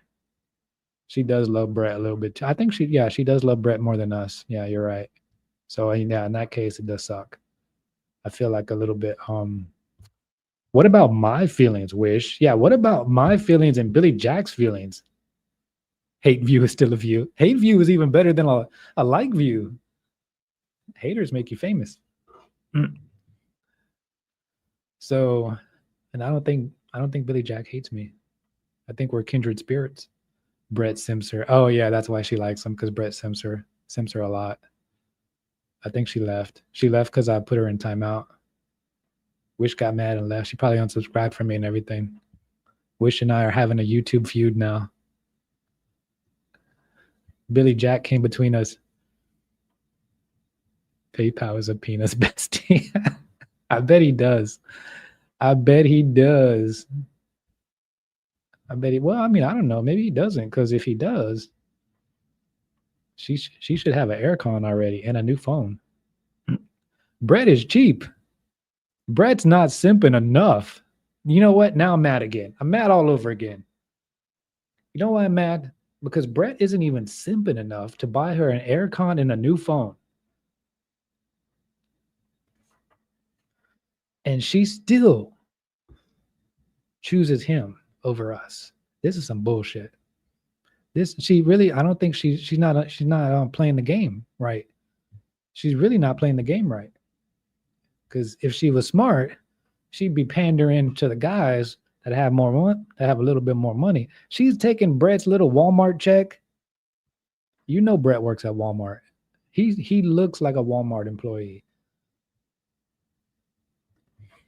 Convince me that Brett doesn't work at Walmart. I guarantee you he works in a department store. Target or a Walmart. Or Maria's channel. I don't even know what the heck happened over there. Maria's channel? Send me a link to Maria's channel. I don't know Maria. You guys got a whole other like friend group that I'm not invited to. He works at IKEA. Oh my goodness. I forgot. You're right. He does work at IKEA. That's why he was getting all mad when we were talking shit about IKEA. That was so funny. I don't have wrench. I can't even figure out how to take the wrench off. No, nobody else gets no more wrenches because Wish ruined it. It's still small community. Yeah, I know, right? It's a small community and there's drama. Nobody gets no more wishes. I'm taking Wish's wrench away, and only W Rod has a wrench and Rachel has a wrench, but she doesn't ever watch me because she doesn't want to hear me talk about banging other women. So close. Hello, sweetie. Love you. I was not talking about banging fat girls. What? You're not fat? I mean, like other fat girls. I'm talking about, it's okay if she's like a little bit chubby, but not fat. Are you getting naked? Why are you getting naked? Tell them her flat. What, you're gonna prove it to everybody? I think they've seen you. Oh yeah. I gotta go, guys. Rachel's naked. Oh, second round today. Only trusted bros.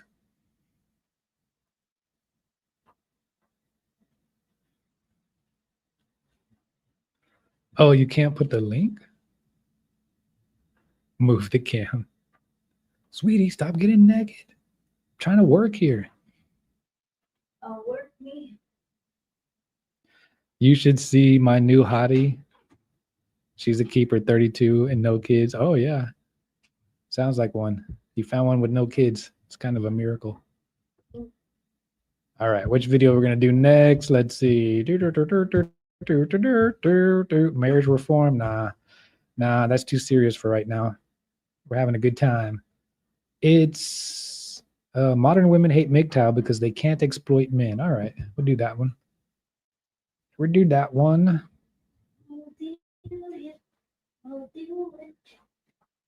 I'm done now, for real. Done chasing? You barely. Uy, may amazing. She was chasing 7 you? years. One. What happened? Did she chase you? You're in the Philippines. You don't have to chase. Over here in US, over 30 and no kids, there's a red flag. Yeah. You're in the Philippines. You don't have to chase. You just shine that beautiful, toothless smile of yours at them, and Only don't choose. yeah, only dogs chase. That's what Rachel said. Seriously, she just said that. I didn't make it up. Rachel said only dogs chase. She said, "Are you a dog?" It kind of looks like one. He has like long hair, like a street dog. Hi, hello, good evening. Oh, Hello. here's Rachel. She's a real person, not an AI. Oh, I can see. Not my AI robot girlfriend. Can see. I don't have eyeglass. Okay, bye. Can I do my live? Let's do a reaction video on Brett talking about vaginas, and he's a virgin. Yeah, no, he's a vagina expert though. I could imagine, like if you're a vagina expert, yeah, you would probably be a virgin because you spend a lot of time looking at vaginas and not doing vaginas.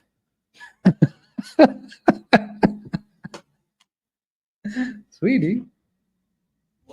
I mean, honestly, think about like, do you really look at the vagina? Well, I mean, maybe you do. I don't know. I don't know what you guys do. Did you look it up first? Do I look at your vagina? Before you put it in? I mean, like to make sure it's like doesn't have AIDS. Because you can see AIDS, especially on Western women. On Western women, you can see the AIDS in the vagina. No, I mean, like I don't look, because in the Philippines, like the vaginas, they look like vaginas. I'm making a point, sweetie. You didn't let me finish saying what I'm trying to say. I'm comparing the Filipino vaginas to the Western vaginas. Okay. Now I know Brett's the expert, so I don't know. You guys gonna want to double check with Brett to make sure that I'm, what I'm saying is correct. You can fact check me with Brett. Hold on, the aircon is blowing on my nose. It's really cold, making my nose runny. Okay, so what I was saying is that Western women's vaginas. You want it? No, because I was hot when I first started the live, but now I'm freezing. What I was saying was that the Western women vaginas, they got like a lot of meat hanging out, and that really is kind of gross to me. Like I don't like the brown, purple fajita meat, the flaps. Like what this is why the American women need the pads with the flaps and the wings. They don't really have that over here. Do they have the pads with the wings on them here, sweetie? The pads with the wings? Yeah, remember you asked me to get that? Oh, you have the wing pads? Okay, they do have wing pads, never mind. But they're not like big, giant, fat ones. Like in America, the pad is like really, it's like a big, giant diaper. And it's they're always talking about like super absorbent. And then they do like a commercial where they pour like a gallon of water on it and it absorbs all of it. And I'm like, dang, like how much blood is coming out of you? Like, I don't think you're supposed to lose that much blood. They've been through 2 wars. Yes, exactly. American vaginas look like they've been through 2 wars. That's why I'm saying Filipino vaginas are very nice looking. Like there's not like, it's a vagina.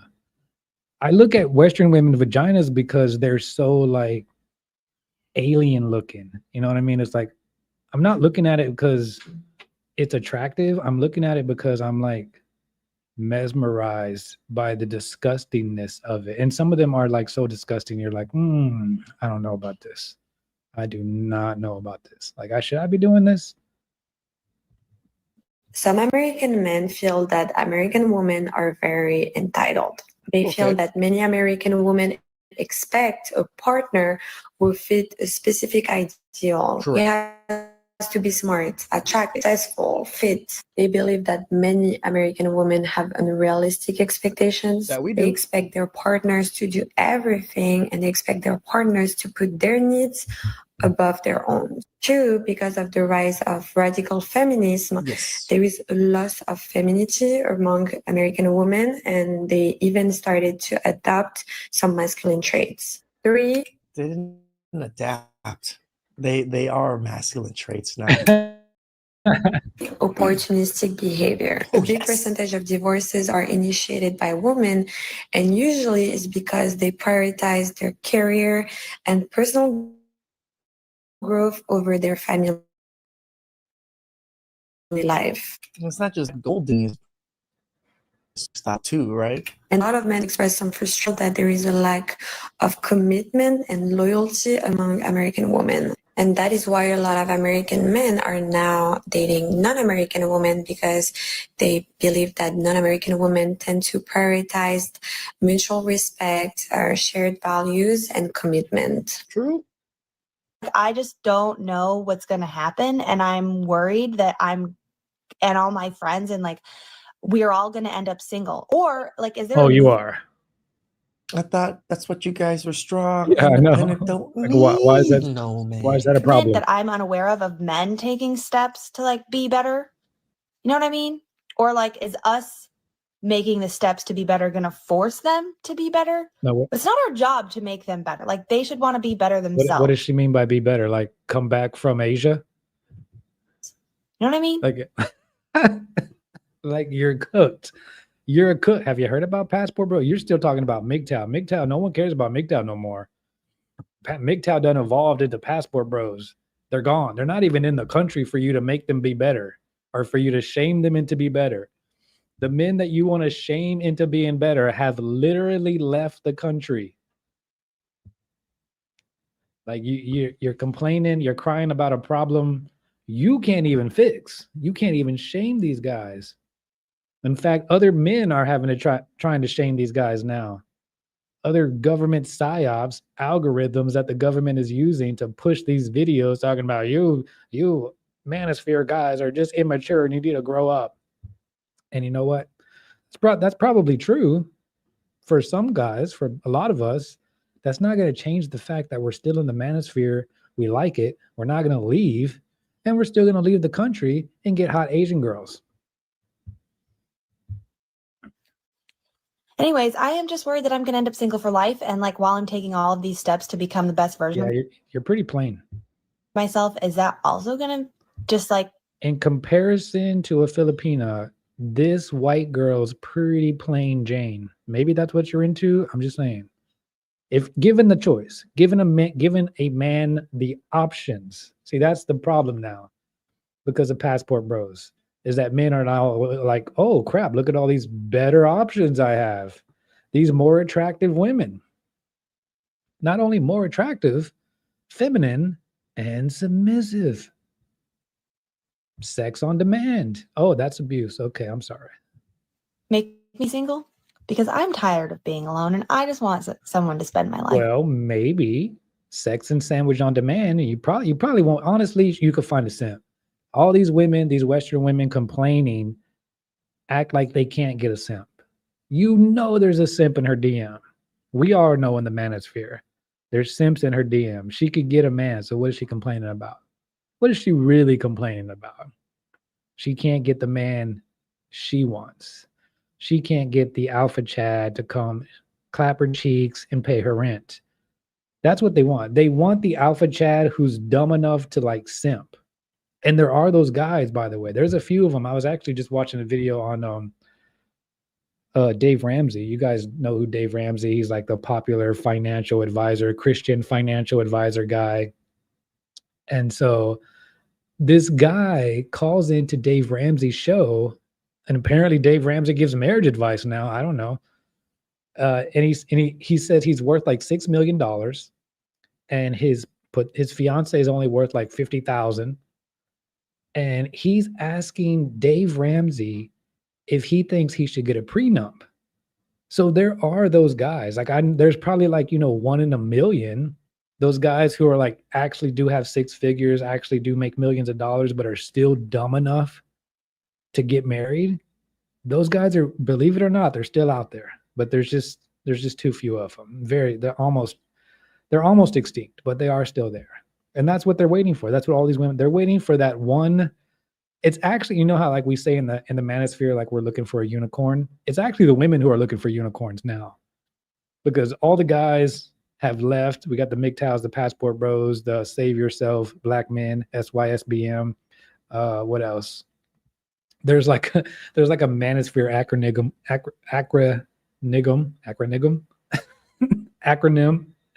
acronym for like every race of man.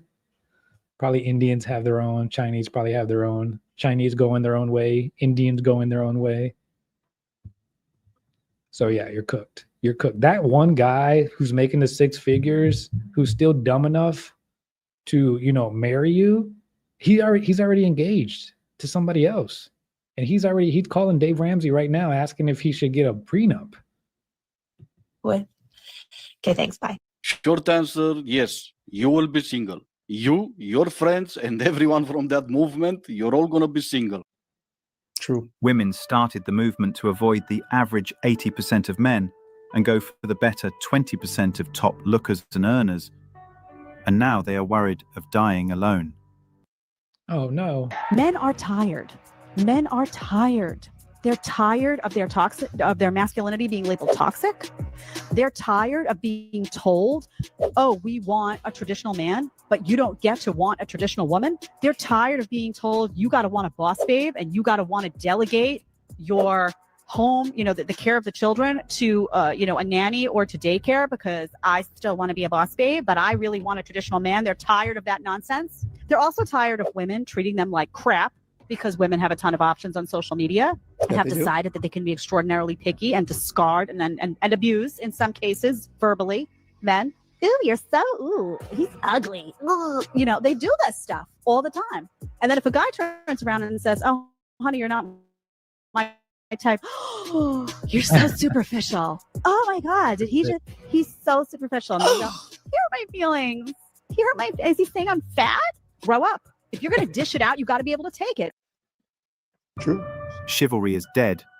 Women killed it. Shout out to Dave Chappelle. Because men nowadays are just one bad mood away from getting divorced. So why even bother with all the drama?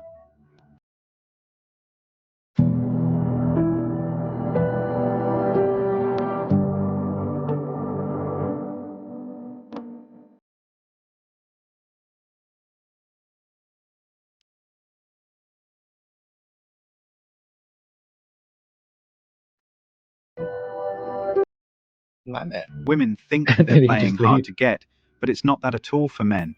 It's that most women are hard to like, let alone love. Dang. He is so 100% on that. One of the best powers men have is to get up and walk away. Love yourself, gentlemen, and take care of yourself. You are not a punching bag for this society, and you deserve dignity, respect, just like anyone. You know me and deserve, you earn your dignity and your respect. Get out there and be a somebody. That one's boring. That one's boring. I thought that was going to be more funny. Thought these women were going to be all like super mad, screaming. You know how they get in some of those videos. They're like, I can't get up, man. They're all crying and screaming. Here, let me take it off. Let's see. Take that one off. Which one? We did that one. Oh, that's my live stream. Okay, did that one. Did the guy getting suckered into marrying the fat Christian? A lot of guys getting suckered into marrying fat Christian women. Homeless after disrespecting her man. All right, let's finish it with this one. Should I marry a divorced woman? Oh gosh, that was a good one too. The fat.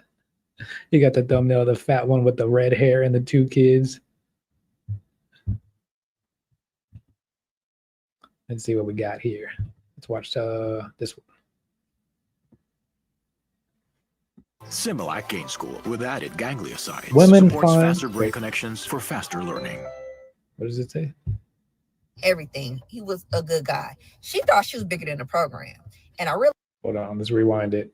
Woman finds former friend homeless. Sometimes women will warn their friends after ignoring advice to treat her man right. All right, let's see. before they mess up with a good man. Not every, sometimes men get upset and say, oh, I don't like your friend, but not all friends are bad. Some will tell them what the truth is. Some will tell them, hey, man, you got a good man. You better hold on to that one. Yeah, tell them. But sometimes they don't listen. I want you to listen to this story. This one we're going to talk about. y'all got to stop y'all friends from being delusional before it's too late. I had a friend about 6 years ago. I tried to stop her 6 years ago. I go to brunch with my other friend today. Come to find out she doing bad, living in her car. She done lost a man because of this internet. Living in the car. Hobosexuals. Like how, there's another thing about these women and these hobosexuals is like how rebellious of a woman do you have to be? Because that really just tells me that you're like a very, very rebellious Jezebel spirit of a woman, that you would rather be homeless than submit to a man. Because most women would draw the line. Most women would be like, you know what? I know I don't respect men. I know I don't like men. I know I don't want to submit to a man. But in the event that I'm going to be homeless, I will, do what I got to do to make sure I'm not homeless, right? Like most women, that's kind of the line, right? They're like, you know what? Homeless or just submit to a man. Homeless or just submit, right? I'll just submit until I can get, like, they'll just go find a simp to submit to until they can kind of dig themselves financially out of their hole. And then, they'll just break up with that guy, dump him, go run off with Chad or whoever they want. But you have got to be like next level rebellious and full of the Jezebel spirit that you are so stubborn that you would literally rather be homeless than submit to a man. And honestly, I got to respect that. That's hardcore feminism right there. That is next level. Because there's a lot of feminist women. Like I said, there's a lot of these women that are telling these other women, oh yeah, don't respect him, don't do this, don't do that, focus on your career, to hell with men. Those women that are telling those women that, they're happily married and they submit to their husbands. It's just like I was talking about these manosphere guys, or these guys that are coming out hating the manosphere now. It's all over the place. It's like, do you really believe what's coming out of your own mouth? Like, you can say the manosphere guys are losers, but what are you trying to accomplish? Like, it's not gonna stop. The shaming tactics don't work anymore. And that's really the problem. That's what they're so upset about, is that that was the only weapon they had. And now that weapon, now we're like immune to that because there's this whole big group of manosphere guys, so you can shame a guy for being in the manosphere, for being a passport bro, whatever, but he's just going to go hang out in the manosphere where he's going to get validated. Social media is a curse. Women think they have higher value because they get, okay. And what they don't know is that men that give them attention only want sex. Exactly. That's what I was saying too about the simps, is that the simps are actually worse than the other guys.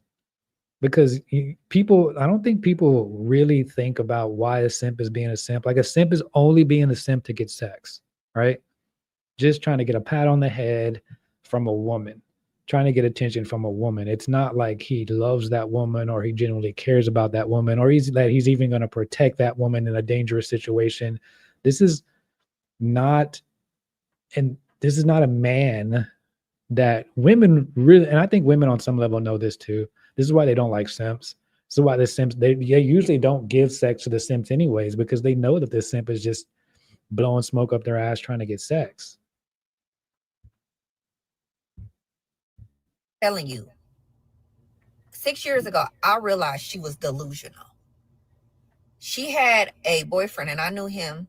He was above average, earning, looks, height, everything. He was a good guy. She thought she was bigger than the program. And I realized that because every time I would be around her, she was always showing me what somebody else got, what somebody else on the internet is doing. Oh, look at her man bought her this. She got this. Oh, okay. So she would fall into that internet illusion. Like y'all don't even know how these so-called influencers, content creators, whatever you want to call them, how they. These simps over here, I seen this, and they were talking about this, like the Chinese guys were doing this. Like the Chinese guys will they'll save up some money, and then they'll just go to the club and like blow it to for one night. They'll pretend like they're like these rich, dudes to get the women, but they're really not rich. They just saved up some money just to go blow it and pretend to be rich for one night. So yeah, they don't know. You get things. And these women, these boss babes, probably what a lot of women will do too, and I think what maybe even guys don't know this, women will buy their own stuff, especially if they're like embarrassed about their man being broke. They'll buy it and basically give their man credit for buying it, because they're too embarrassed to tell the world that they're actually with a broke ass Chad Rohn and they just love his dick. So they'll try to make their man look, if she really likes that man and his D, she'll buy her own stuff and give him the credit for it to make him look good in front of her friends. Because it's all about the clout and the reputation. It's not about the truth. It's never about the truth with women. They sit up here. Who's to say that bag they didn't got from a Chinese Is that factory what where they Rachel spent a does? lot of money getting it because everything made in China? Yeah, Rachel bought me this mic. I was actually thinking about that. I was like, I haven't really bought Rachel. The only thing I bought Rachel was I bought her the computer, and pretty much everything else she bought herself. China. Who's to say she didn't get it from there, but lie and told you she spent $1,200 on it? You know what I'm saying? Oh, my man bought me this. How do you know? Were you there? Yeah. When the man bought, so-called man bought something? Mm-hmm. You know how people do all kind of fake things? Yeah. For videos? They could be in the store and be like, oh, my man just bought me this purse or this whatever, and then put the purse right back on the shelf. Yeah. Like, please stop falling for a lot of these people. If you didn't see them do things, then just view the internet like entertainment purposes only. Lord. Oh, I want this.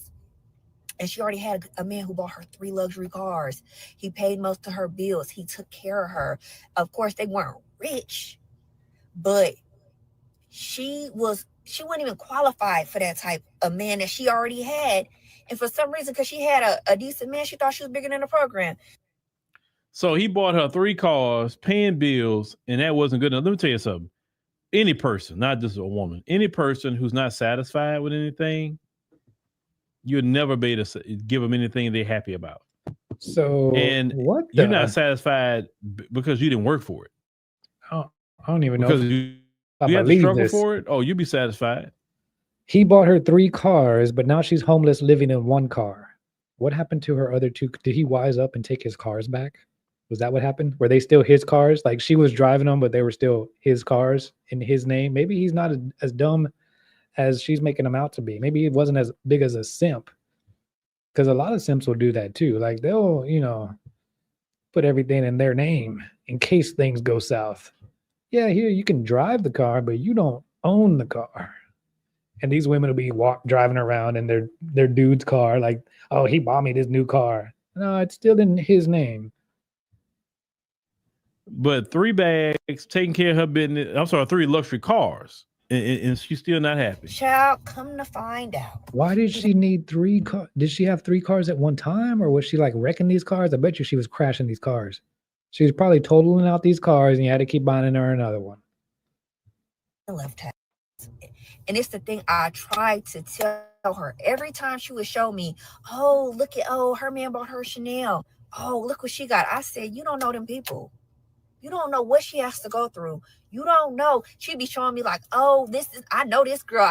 She getting this and that. I'm like, but you're not in her bedroom. You don't live with her. All you know is what she tells you. Didn't get it. Delusional. And look, she done lost her man. Women calling women delusional. He engaged to a whole nother girl. Child, do not let your friends be delusional. No, let your friends be delusional. Just make new friends. He was a decent dude. He left her. Now she's living in a car, and he already engaged to another woman. That's how it works. Boom. See, if you don't treat that man right, I'm gonna tell y'all that. Options. If you don't treat that man, yeah. I mean, if he really had that kind of money to buy 3 cars after she probably wrecked them or something, totaled them, because I don't understand. I don't know why you would need to buy someone 3 cars other than the other 2 were undrivable for some reason, right? Because one luxury car, as long as it's still working, why would you have to buy 2 more? I think she probably totaled the cars out. So let's see what else we got here. What were we going to end on? Was that the one? That's not the one we were going to end on. We were going to end on one more. This one? Should I marry a divorced mom? This guy, Rich Cooper Clips. I know he's pretty famous on YouTube. I don't know if he's like pro-manosphere or anti-manosphere, because some of the stuff he says, sometimes he kind of goes down that route of like, you guys just, because a lot of these like self-help improvement gurus, because a lot of these manosphere guys too, some of these guys are like these self-improvement guys, and they're like trying to sell you these courses. I'm like, oh yeah, buy my course and I'll, show you how to be a man in 30 days and how to man up and, up your game and things. A lot of these guys, I think he's one of those guys that's trying to sell his like course or something, his bullshit course. And so in order to try and sell their course, they basically have to they do what the Christian pastors do. They shame you, they belittle you. They're like, oh, you just need to grow up and man up. And when you grow up and man up, you can buy my course and that'll help you grow up and man up. So I don't know about this guy. I don't really subscribe to him. I know he's pretty popular, pretty famous. Let's see. Let's watch the video. I just don't think he's 100% manosphere. He's not 100% red pill. Good vibes.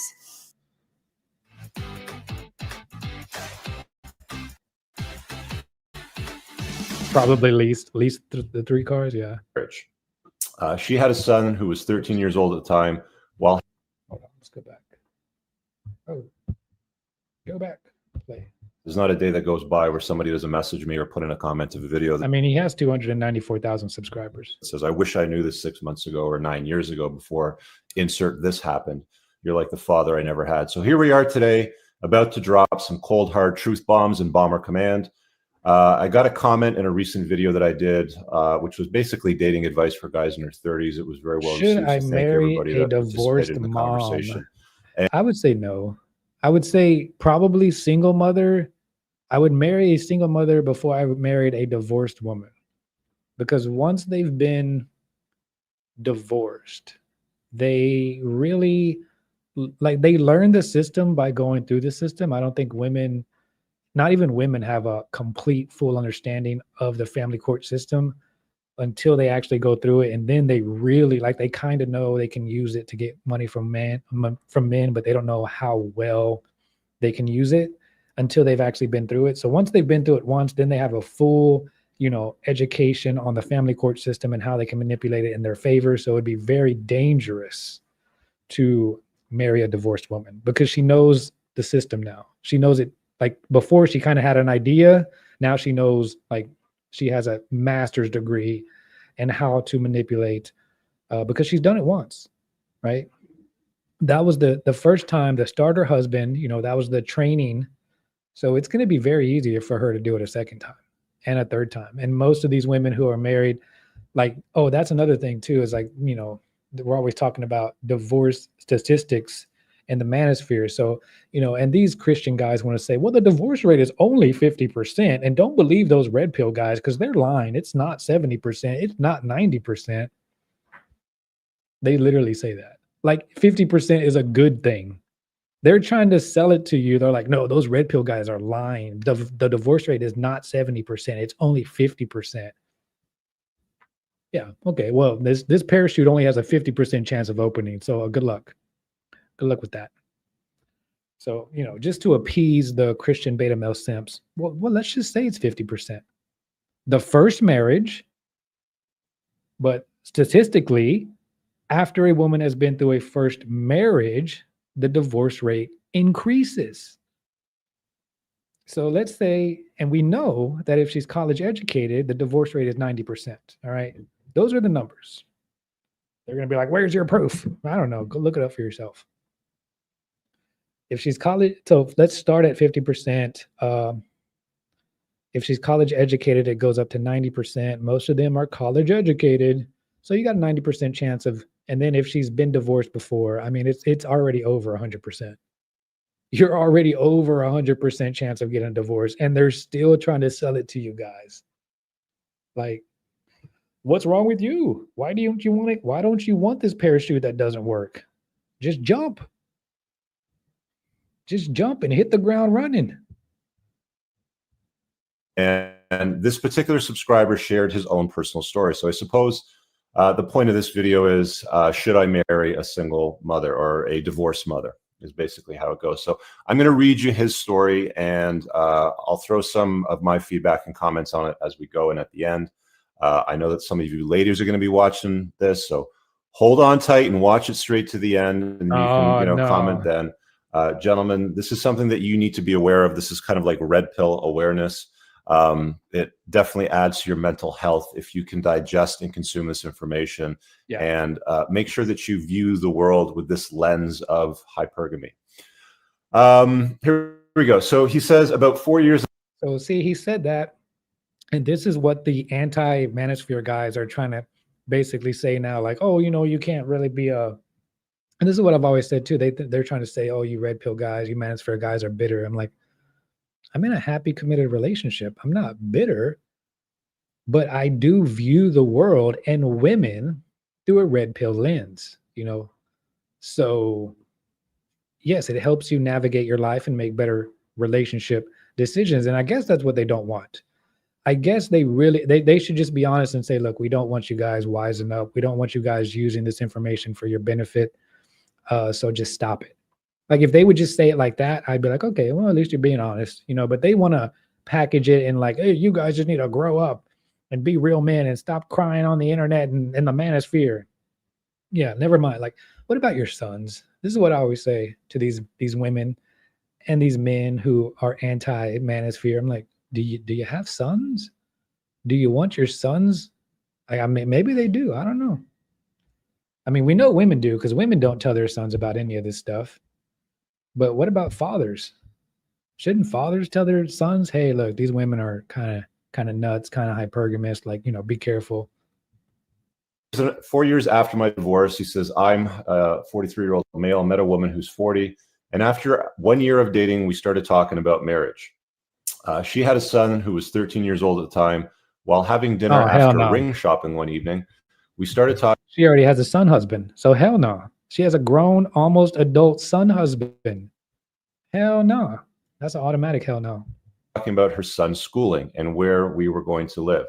I was still renting a house after my divorce, but I wanted to purchase a nice new home for us. So he's doing, you know, what society tells him is the right thing. Yeah. The following. This is what I don't understand out of these guys who have been divorced, and like I'm like, wow, again. And this is what, yeah, he's right. This is exactly what society wants. Society wants you to be dumb enough, like smart enough to make enough money to buy a house, but dumb enough to still like get married after you've been through a divorce. I can forgive you once. Once you make that mistake once, and I'm like, okay, you didn't know, you know, whatever. You didn't have the internet wherever you live. But twice. And I see a lot of these guys, especially these Christian dudes. These guys in church are like, yeah, I got divorced and I'm just, you know, I'm praying to God to send me a wife. What? Like how? I don't understand how they make it make sense in their own heads. How do they rationalize it? Like, are they really just Are they just thirsty? I mean, I know a lot of these Christian guys are just thirsty. Like, if you're just thirsty, I guess, I don't know. I just can't. I don't know. Day, she sends me a text message saying that she wasn't going to compromise on sending her son to private Catholic high school, which is the second most expensive school in our area, which was $11,000 a year. And this woman made $32,000 a year before taxes at the time. So she wants to spend 1/3 of her income roughly on her kids' private education. She makes $30,000 in America before tax. Does she work at Walmart? She works at Walmart. How do you make $30,000 before taxes and live at all in America now? Let me see. Hold on. I mean, I guess she could. No, was she pimping this dude? Was this dude paying her bills? What is that? Let me do the math here. Calculator. 30. And we're talking about before taxes. Got to take away the, what's the tax? Like 25%? So she's making $2,500 a month with the, well, no. Oh, you know what? She's getting child support. That's how she's doing it. She's getting the child support. She's probably getting another rack from the child support. She's getting at least $1,000 from the child support. So that would take her monthly income up to $3,500 a month. If she's making that little much, she could probably qualify for some sort of food stamps or something. I don't know. Which she can't afford to pay for herself, so she's trying to rely on this gentleman to cover for her. To pay for her bastard son's education. So sit tight and just listen up. I had to have a conversation with her about how she was going to afford the school. She became irate during the texting conversation.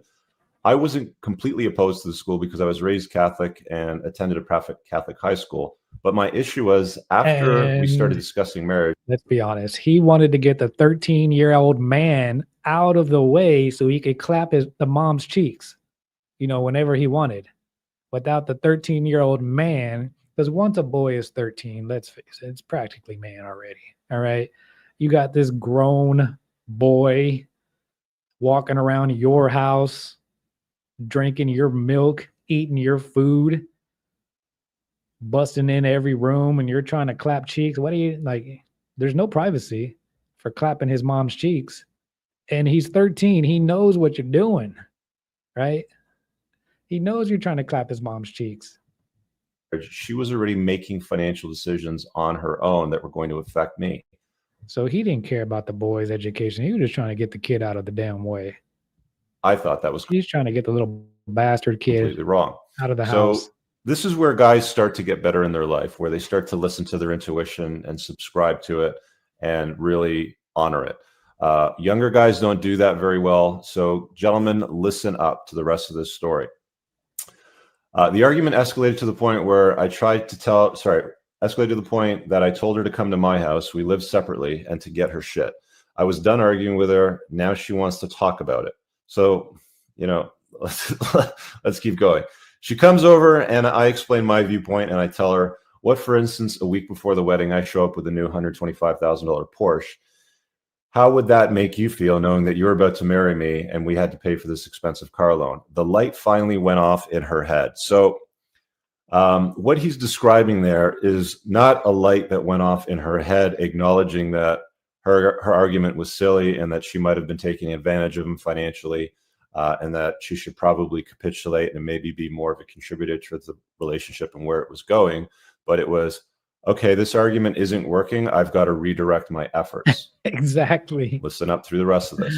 Guys, She's like, oh, I lost this one. Let me figure something. And this is why women and why the Christian church always preaches communication. It's not because communication is really going to fix your problems. It's because the devil is not omnipresent, so he doesn't know what you're thinking. So women are always wanting to get you to communicate so they can try to figure out what's going on in your head, and then they can start formulating their attack plan And so that's where the communication is not to fix the problem. Women don't want to communicate with you because they're trying to, resolve the issue. They want to communicate with you so they can figure out how to combat you and ultimately get what they want. So this is why I always say, there's a point where you got to shut the communication off. We do this in war, right? You wouldn't do this in an actual war. Like no one's telling the enemy what their plans are. And so you really, and I know it sounds bad, but you got to do this in your relationships. If you're having a fight, you got to cut the communication off. That's the only way to deal with a woman. The reason the Christian church preaches the opposite is because they know they are catering to the women. They know that the woman is not omnipresent. She doesn't know what's going on in your head. She's trying to figure it out so she can formulate a counterstrike, a counterattack, so she can keep the fight going until she wins. If you stop communicating with her, she can't win the fight. There's no way she can win because she has no way of knowing what's going on in your head. And this is why I always say stopping the communication is the best strategy for a man in the relationship if there's a problem. That's the first thing. And even the Quran says this, by the way. The Muslims know this. The Christians don't tell you this because they don't want you to know this because they know it works and it works very well. But the Quran says if you have a problem with your wife, the first thing you do is cut communication off. The second thing you do is cut sex off because that'll really fuck with her head. Because now she's like, well, this guy's not talking to me and he's not fucking me. Like something's definitely wrong. And I guarantee you she's going to change her attitude. Once you cut those two things off, you already won the war. She can't do nothing. She has no leverage over you at all. The only reason, this is why the Christians say they preach, oh, you got to communicate with your wife. No, you don't. That's nowhere in the Bible. Nowhere in the Bible does God command a man to communicate with his wife. That is a lie from the devil. It is so she can start formulating an attack plan. So she can figure out how to combat you until she gets what she wants. That is why the communication has to be cut off and why they don't want you to cut the communication off and why the Christian church doesn't preach to you about this. They don't tell you this. They don't want you to know how to get your authority back in your household. They want you to be submissive to her, to be obedient to her. And they know that if you stop communicating with her, she loses all the power over you. And like I said, this is in the Quran. The Muslims already know this secret. And it's not a secret. It's just they don't want to, they just don't want to tell you. Because they know it works. Sorry to tell you this, but many women won't love you. Not the way you want to be loved anyway. They are incapable of loving you the way that you love them. Oh, yeah, that's true too. I'm seeing that with the Sims who are like against the manosphere. This is one of the things that I've been seeing a lot. All these men that are against the manosphere are always talking about, well, don't you just want a woman to love you? And haven't you ever been in love? And I'm like, what the homosexual are you talking about?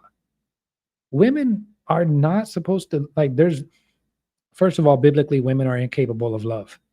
They're not capable of love. They don't even, this is why they abort their children. You think women who support abortion are capable of love?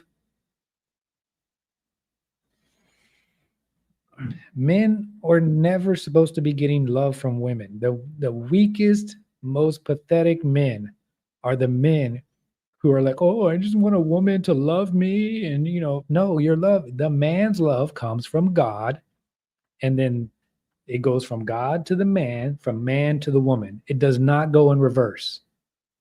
And this is what these weak ass men do not understand. And this is how these women continue to manipulate them and continue to take advantage of them. And those men who really believe that, oh, I just want to fall in love. Like, what kind of rom-com homosexual?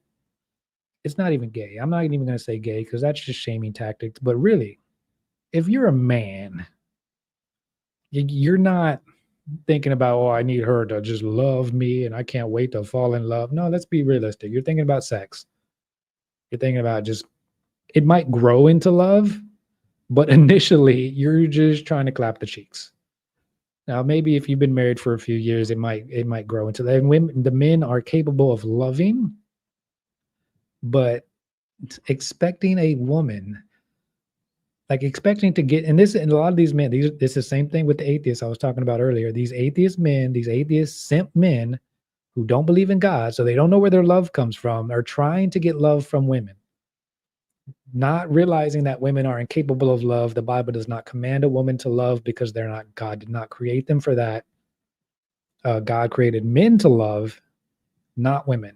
Women are a help mate. That means you help me do things. Even when God says, "Man, love your wives as Christ loved the church." Wives, submit unto your husbands as unto the Lord. Why would God say that? Why would God not say, if women were supposed to love their husbands, why wouldn't God say, "Men, love your wives as Christ loved the church, and women, love your husbands"? Because that's just as easy to say. Do you think God messed it up? Do you think God forgot, oh, I forgot to tell the women to love their husbands? Oh, dang. What am I going to do?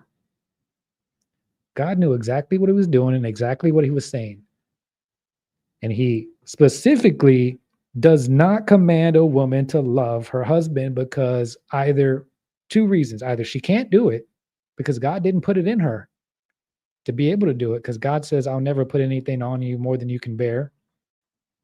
So she either can't do it, or maybe it's probably more likely that God does not want men to be dependent on women for love. God wants men to be dependent on him for love. God never wants a man looking to a woman, because this is how we get the Christian wife worshiping, because they're looking for these women. They're looking towards these women to get love when they're supposed to be looking to God. But they got it all twisted. The devil got them all turned around and backwards and twisted, and that's why they don't know what the heck. They don't know if they're a top or a bottom. They love the idea of life that they will have with you. Women, I would agree with that. Women are incapable of loving you in the way that you would expect to be loved. It's a true story. If you've read The Rational Male by Rollo Tomassi, he kind of gets into that in many parts of the book, but dedicates a good part of one chapter to it. Linked in the description below, by the way, if you haven't read it.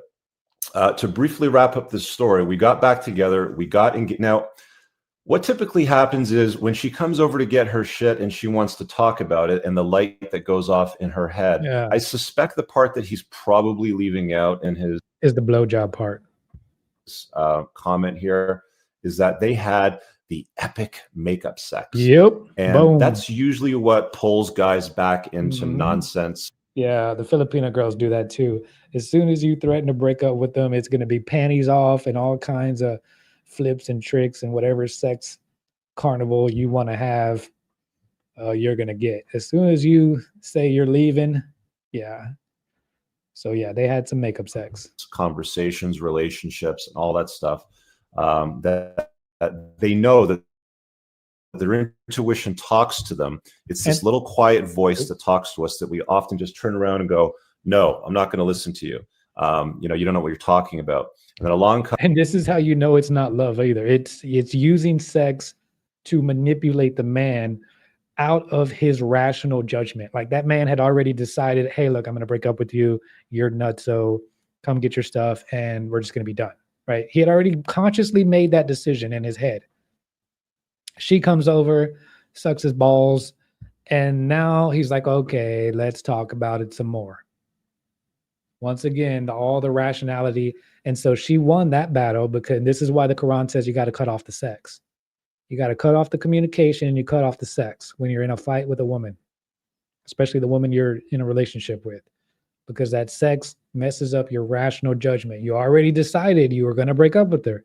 Now she comes over, sucks your left nut, and all of a sudden you changed your mind. Like, what happened? You made a firm decision. We're done. She licks one ball, and now you're not done? And because she knows she can guilt trip you. Because if you still break up with her after that, she's going to be like, "Oh, I just had sex with you, and this is how you treat me." And it's going to be a big old guilt trip and everything.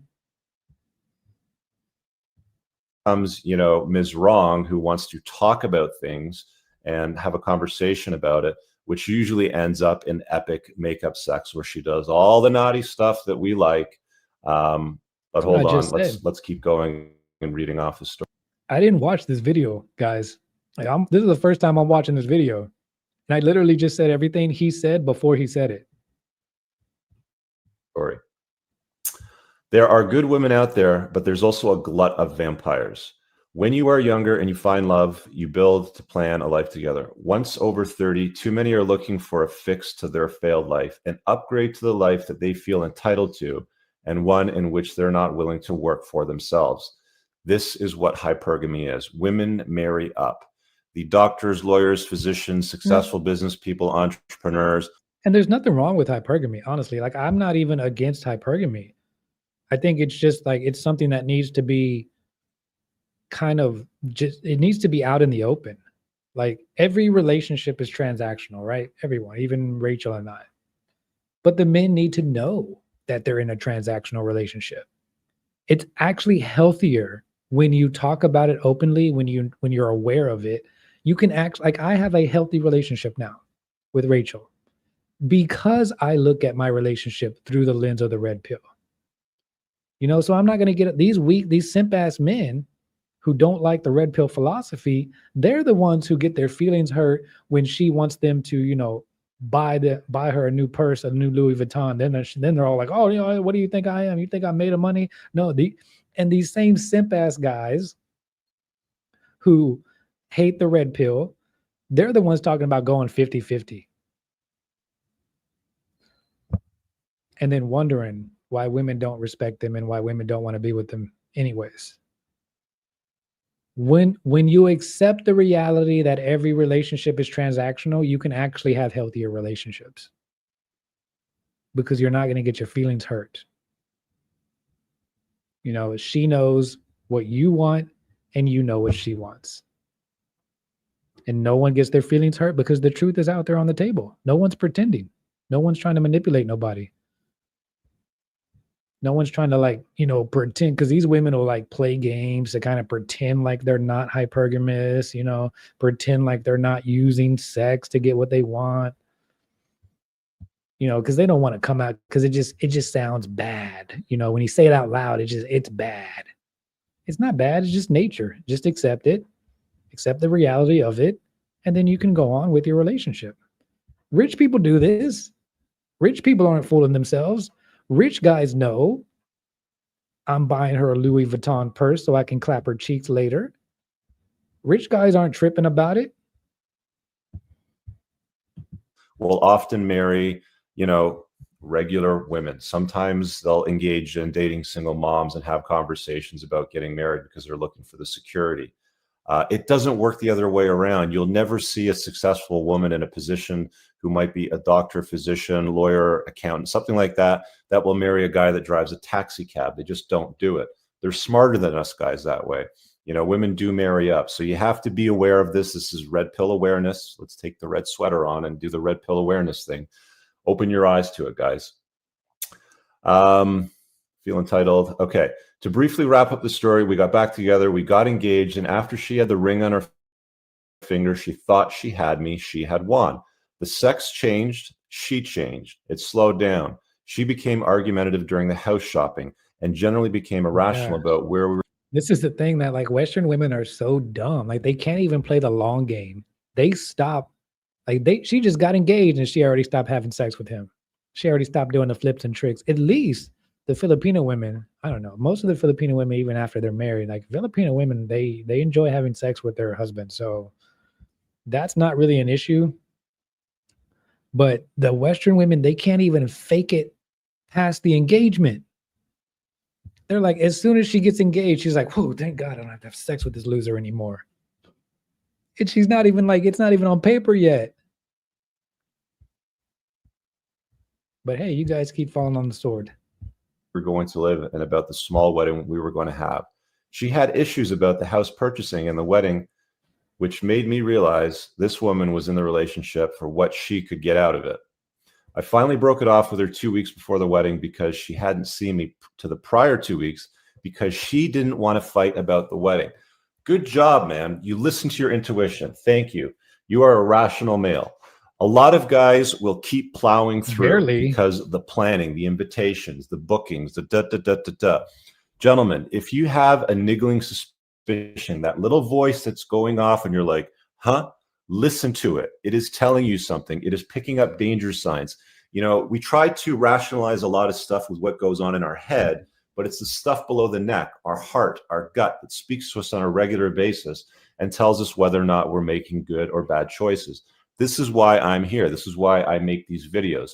I want you guys to become a better version of yourself and walk through life with a lens that allows you to see the truth in the world. All right, I think I got this guy, Rich Cooper Clips. I think I got this guy confused with Entrepreneur with Cars or Entrepreneur in Cars channel, because they kind of have the same beard. And that's why I was saying, because I think that Entrepreneur in Cars guys, he's more of like he's a red pill, how do I want to call it? Like opportunist, maybe? Like he's using the red pill to sell his like masculinity classes or something. I think I got him confused. And so yeah, this guy sounds pretty red pill.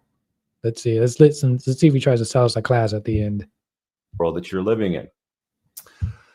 So she had issues about the home purchasing, the wedding. Nothing made her happy. She didn't want to see him 2 weeks before the wedding because she didn't want to fight about things. These women are out there in vast. What? That's just great. Like, say that out loud and be like, okay, I don't want to see you 2 weeks before we get married so that we don't fight, just to ensure that we don't fight, to make sure that we get married. And like, that's not crazy. Like, that makes sense. Yeah, we should not, we're fighting so much that we should not see each other for 2 weeks before we get married so that we won't fight, to ensure that we still get married. And then after we get married, maybe we're not going to fight. Numbers. They have an internal monologue that differs from how they act. I've said this before. Don't listen to what women are saying to you. Watch what they do and how they behave. I usually say you can listen to what women are saying and then completely reverse it. You most of the time, it is what a woman is saying is usually the opposite of what she means. That's where the truth comes from. Okay. They have an internal monologue that differs from how they act. They have a mask on, and if you don't see through it, you will pay an emotional and likely financial toll. Also, psychologically, women do not mature past the age of 16. So you have to always keep in that mind, in that mindset, that women are children. Mentally and emotionally, women are children. So you are dealing with a child. And once they become adults, like legally adults, doesn't actually make them, just because the law says when you turn 18, you're an adult, doesn't really make anyone an adult. You know what I mean? Like if you grow up and you mature and you pay your bills, but also because women never have to take any account, like society doesn't ever hold women accountable for anything, which stunts their growth and their maturity. That's another reason why they already don't mature past the age of 16. Psychologically, that's been proven. You can look that up, Google search that. And then on top of the fact that society as a whole doesn't really hold women accountable for anything. So whereas a man, even if a man didn't mature or didn't grow up, society would just, kick him in the ass and kind of make him grow up. Eventually he would have to, right? Or he's just going to be homeless and not able to even maintain a job. Whereas women have no accountability. So there's nothing that would ever happen in their life that would force them to mature, even against their will, even if they didn't want to, right? Whereas most men have to go to work, and then we have like a boss, and if we don't, mature and grow up and do our job, we're going to find out real quick that life is not fair, And so men are kind of, if they don't mature, they will be forced into maturity at some point in their life. Whereas women will never be. They will never be held accountable. So you're always dealing with a child, especially when you're arguing with a woman. You have to keep in mind that it is a child. It is a mental child. Huge. I've said this before. There's nothing more damaging. There's nothing that a guy can do that's more damaging to their life. So think about that. Like, think about that next time you're arguing with a woman, and then think about, like, you know, maybe one of your kids. If you have kids, what do you do when? Because women throw tantrums. What do you do? What do you do when your actual kid throws a tantrum? Do you, give them more attention, or do you ignore it? Because usually parents ignore the tantrum because they know giving into the tantrum is gonna make the child have a tantrum later when they don't get what they want, right? So if that's how you deal with a tantrum with the child, you have to deal with it the same way with a grown so-called adult woman. You have to ignore her tantrum. And that, by ignoring her, goes back to my previous statement, is you cut off the communication, you cut off the sex. You don't communicate with her and you don't have sex with a woman when she's having a tantrum. That's how you deal with a tantrum. You don't give the tantrum attention, because they'll just keep having tantrums because they know, okay, whenever I don't get what I want, I just throw myself on the floor and start screaming. Adult women do the same thing. They just don't throw themselves on the floor and start screaming like children, but they're still acting like children. They're still mentally children. So you have to deal with their tantrums the same way you would deal with a child's tantrum. Life, their financial wealth, and their future than choosing the wrong partner. So in closing, he says, through a twist of fate, okay, so he's called it off at this point, thankfully. Also in closing, through a twist of fate, my ex-wife ended up working in the same building as my ex-fiance shortly after we separated. Those two started talking, of course. My goodness. I need to mention that my ex-fiance lived with her parents. They had a large home, so it made sense for her to live with them. Anyway, my ex-wife sends me a photo of a text, so I guess a screen capture of a text message where my ex-fiance tells her that I was just a means to an end and she wanted a house and I was getting us one. On the top right of the screen, you're going to see a card to my experience dating a single mom. You're going to see a card to a video that I did moons ago called Hypergamy 101, which is a guy sharing his own version of his story. So check those out.